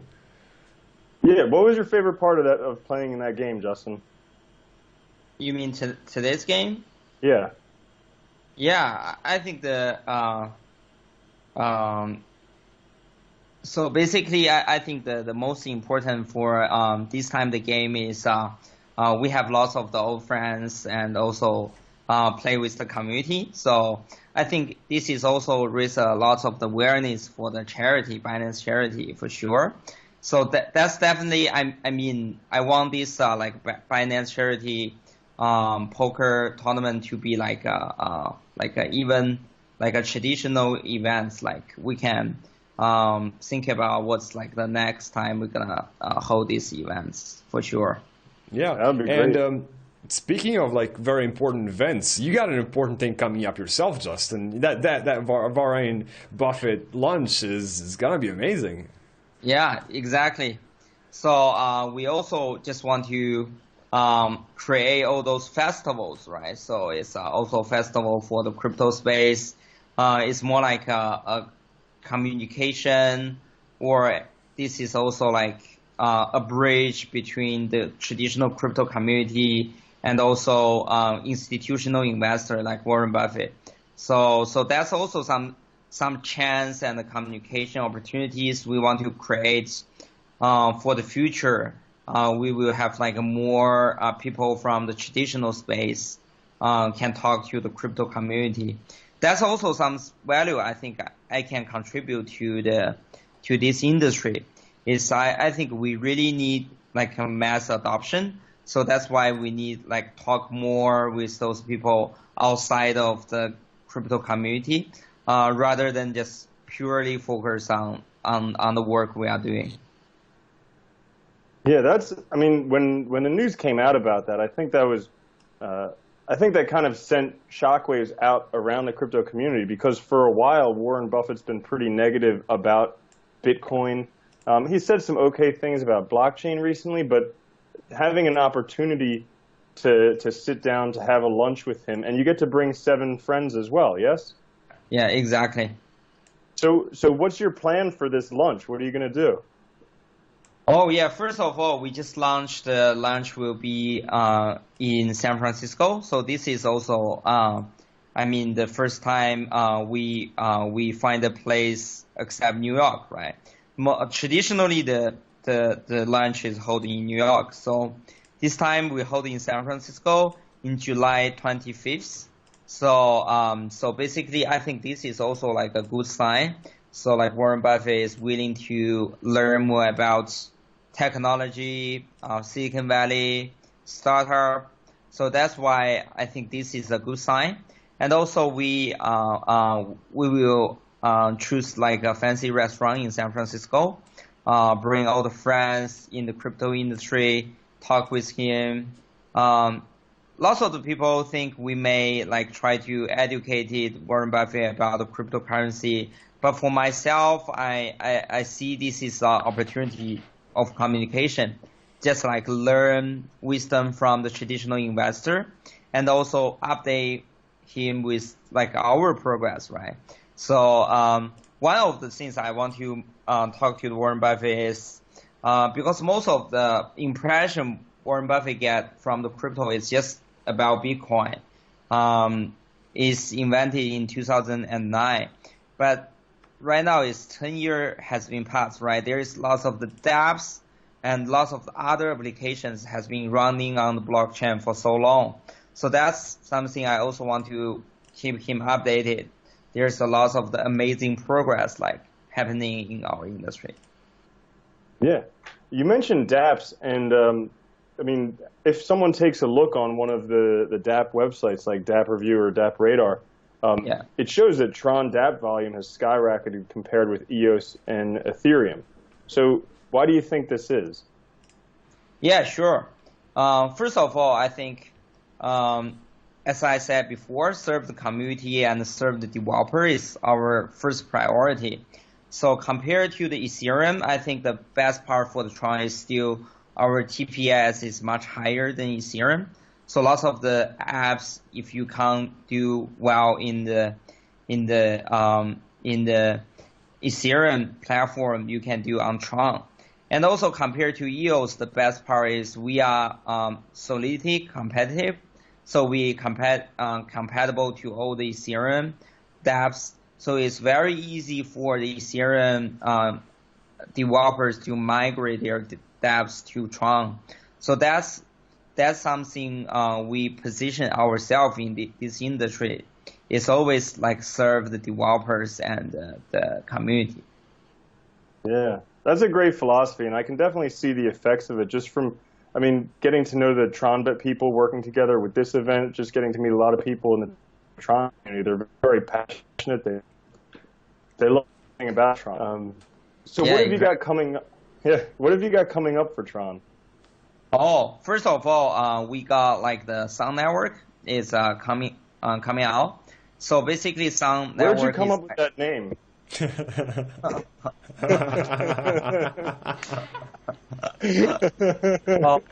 So basically, the Sun Network is the sidechain of the Tron network. So basically, it will increase the scalability of the Tron network to at least 100 times.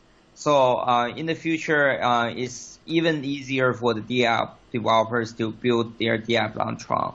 So and cost like less energy and less like a TRX to build the dApp. So this is the first thing. And the second thing I think is extremely important is still the BitTorrent speed and the BTFS. So which will bring both Tron and the BitTorrent to the mass adoption. So lots of the people will start using the Tron blockchain to exchange their data, exchange the bandwidth and the storage. This is also really huge because we are talking about 100 million active users here. Wow. So this will be introduced at the end of this month. So that's why I think it's also pretty amazing. And what's the benefit of a tokenized BitTorrent? Oh, sure. So basically, everybody use BitTorrent. So one of the problem of the BitTorrent is once you finish downloading, you can't get like any reward for uploading. So that's why a lot of the people stop their BitTorrent application or uTorrent application after they finish the downloading, right? They just don't want to give like a free bandwidth to the community, give it to the ecosystem. So that's why we introducing the token into the ecosystem, just trying to make everybody aware, like as long as you keep your computer open and still uploading the files into the ecosystem, you can have chance to win the BTT. So like this is just like the incentive plan for everybody contribute to the ecosystem. So we are expecting once we introduce this concept into the ecosystem, there will be more people uploading, and definitely it's gonna benefit everyone, right? The downloading speed gonna be faster, and then everybody contribute to the ecosystem. They will get rewards. Wonderful, yeah. I'm just curious, so being such a legend in crypto, yourself, Justin Sun, what's your day-to-day life like? Yeah, sure. So basically most of the time I get up like 9 or 10. So I start to work to around like 2 or 3 p.m. So I work like for 6 hours. So basically, this is just for meetings, for the development works, and also for for lots of the replied emails, reply everybody's message, and then I will take 1 or 2 hours off. Basically, sometimes play the DFs, sometimes just go to the gym, and then after have dinner, and then I start to work at 6 p.m. To from 6 p.m. to 12 a.m. at night. So another 6 hours, because that's how I can cover 2 different time zones, you know. Yeah. I cover like the China, the Asia time zone, and the same time the time zone in the PST as well. So basically I work like so basically for me I can work like 2 days a day, right? Divided the 6 hours. Yeah. So that's how you've been accomplishing so much in such a short time. You work 2 days per day. Aha! Yeah. Got it. That's also some why some people say like Justin never sleep, because they see me always online, because my time zone is covered like a different time zone, right? My hours is covered different time zone. Mm-hmm. Well, and once again, I do want to remind people that just in a few minutes, so we will go ahead and do the raffle draw. But, you know, we don't want to rush and kick Justin's son off the video just yet. And also, thank you so much for taking the time out of your very busy double-day workday to join us here on this poker game and on video call. Does this count as work or fun? Yeah, I think this is like a work and fun for sure. Yeah, awesome. Well, is there anything you would like to let everybody know as closing thoughts? Because we, you know, shortly we will go and do the raffle draw, and after that we will go ahead and close off this live stream. What would you like to tell people, you know, as some closing thoughts about TRON, about TRONbet, about crypto in general? Yeah. First of all, I want to give thanks to the TRONbet team. Actually, I also like a Vincent from the DF review. I know TRONbet at the beginning, when the TRONbet is just like a really, just like a small game just for the roll the dice. And right now TRONbet has grown to like this huge, right? And also they develop like a poker, and I know they have lots of the exciting development in the future. So it's basically we can see like TRONbet. So last time I go to the Las Vegas, I see most of like the TRONbet game even like better than the Las Vegas. So definitely, that's I feel like the TRON is like full of miracles. So because TRONbet team is just like 6 months years old. So it's hard to imagine what they're gonna accomplish maybe in 1 year, in 2 years. So I'm definitely looking forward to seeing more development of the TRONbet team for sure. And also, I just want to give thanks to everybody participate in today's tournament, and also the people donate to the Binance Charity Foundation. For me, I have donated $3 million to the Binance Charity Foundation when they first founded. And then like half years has passed, and they has help lots of the people, children in the Uganda, and they help the children in the Malta, and then they also expand lots of the charity program all around the globe. So basically, I think that's also really amazing. I just want to give a shout out to the Binance Charity Foundation as well. Great. Well, thanks for joining us today, Justin, and thanks for playing poker. It's been a pleasure to have you, and I know a lot of people have been excited to see you here, to watch you play poker, and to hear what you had to say. Yeah. It's been an honor meeting you on this video, and it's been so much fun having all you viewers, you know, join us on this very amazing live stream. And now it's going to be the moment everybody has been waiting for. So, Justin, thanks again for joining this video call, and let's go ahead and switch over to the raffle. All right. To begin with, let's go with the winners of the tournament.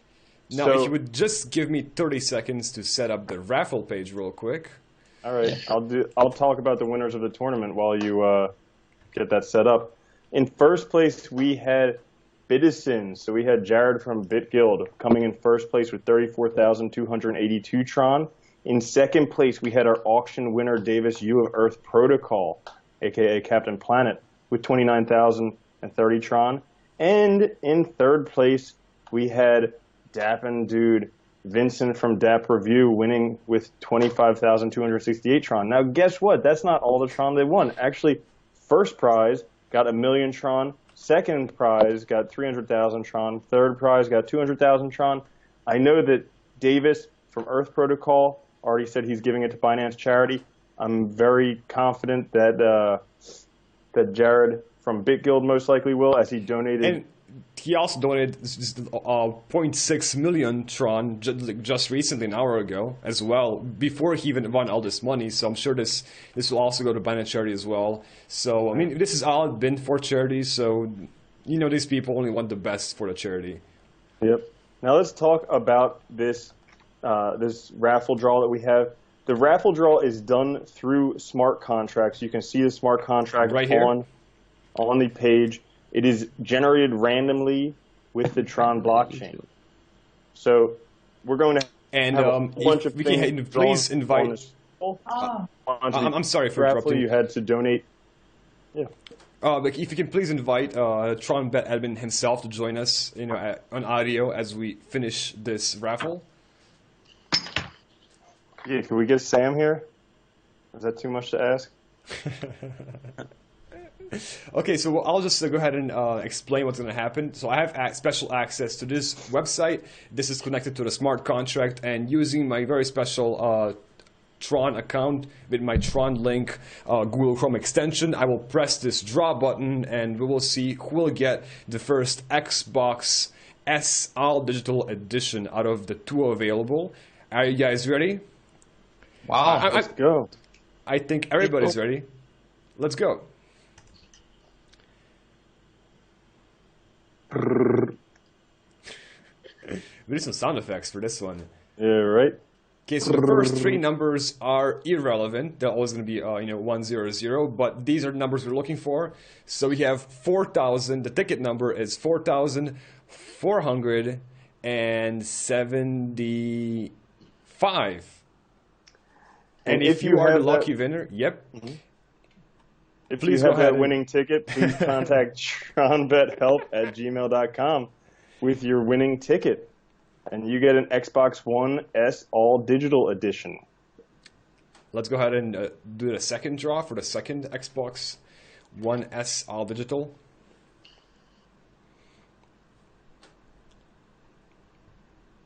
So the winning ticket is going to be 3,293. That's 3293 for the second Xbox. Congratulations. Oh, and Nicholas, do you have how much we raised in total for charity? Yes, I will mention that in a second. Let's just finish this draw because that's what everyone's waiting for.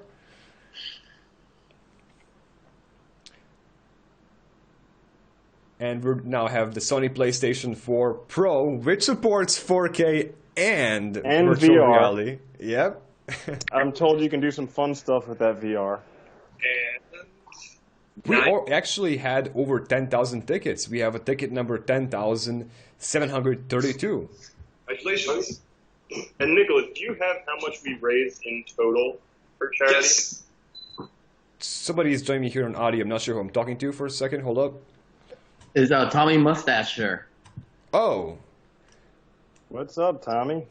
Hey, Tommy. Welcome to the call. You're officially on audio only. Yes, I can mention that in a second, but let me just finish the next. So we got PlayStation 4 number 2. We're drawing for it right now.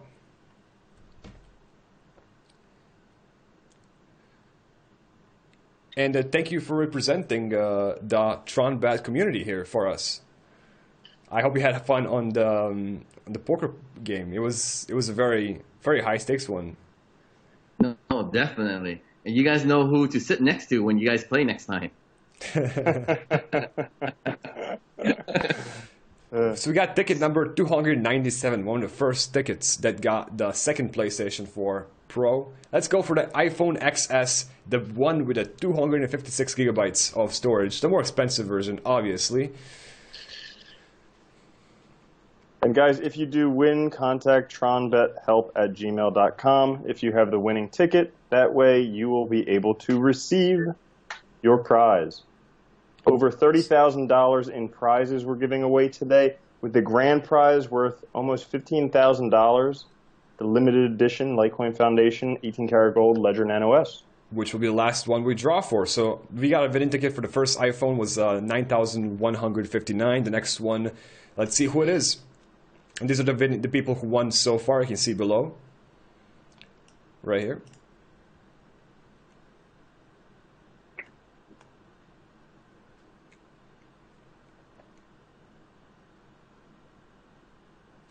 Well, I gotta say, it's been a lot of fun doing this poker tournament today. I sure hope they do continue this, have a second annual, a third annual, because this was a lot of fun. And if you're lucky enough, you and me will be able to host it again. I had a lot of fun. Now we had a win ticket of 3,865 for the second iPhone XS, which is the max version, and the 256 gigabytes of storage. So it's a nice, hefty, expensive phone to have if you're the lucky winner. Let's get the Samsung Galaxy S10 Plus. Let's see who won that one.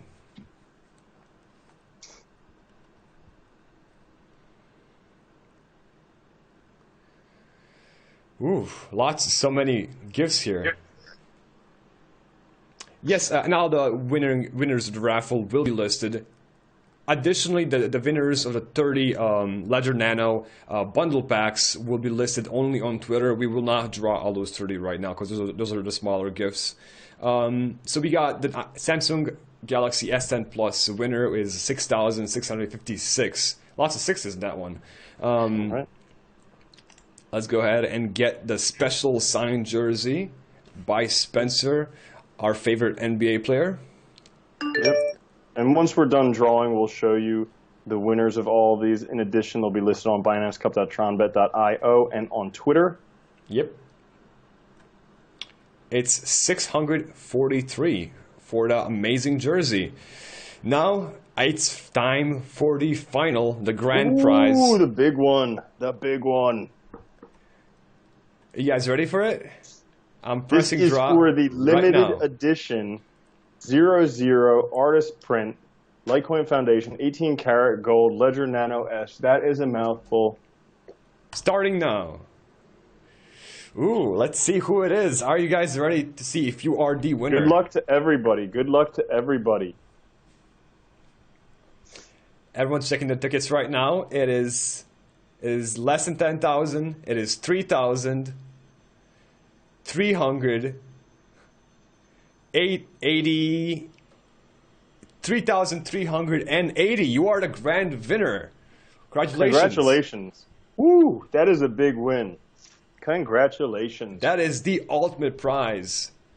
The most cherished prize. Like I would hold on to that one. It is a special edition. Like a normal edition is worth like upwards of $15,000. This is a special edition. That's Wow. like perfect because it's 18-karat gold. Then you can have real gold and digital gold all in your pocket. How about that? It's gonna be a heavy one to carry around, though. Yeah. Yep. Well, I think it's time to thank everyone for taking part in the event and to talk about the total amounts donated. So let's go ahead and cover that really quickly.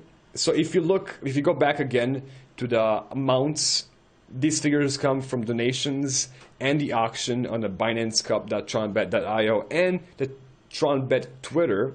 So we have at least around 2.4 million Tron, at least 10 Litecoin, and 116 BNB raised for this Binance charity going to the children in Africa. So it's just a lot of people being very generous and donating a lot of money to a really good cause. Mm-hmm.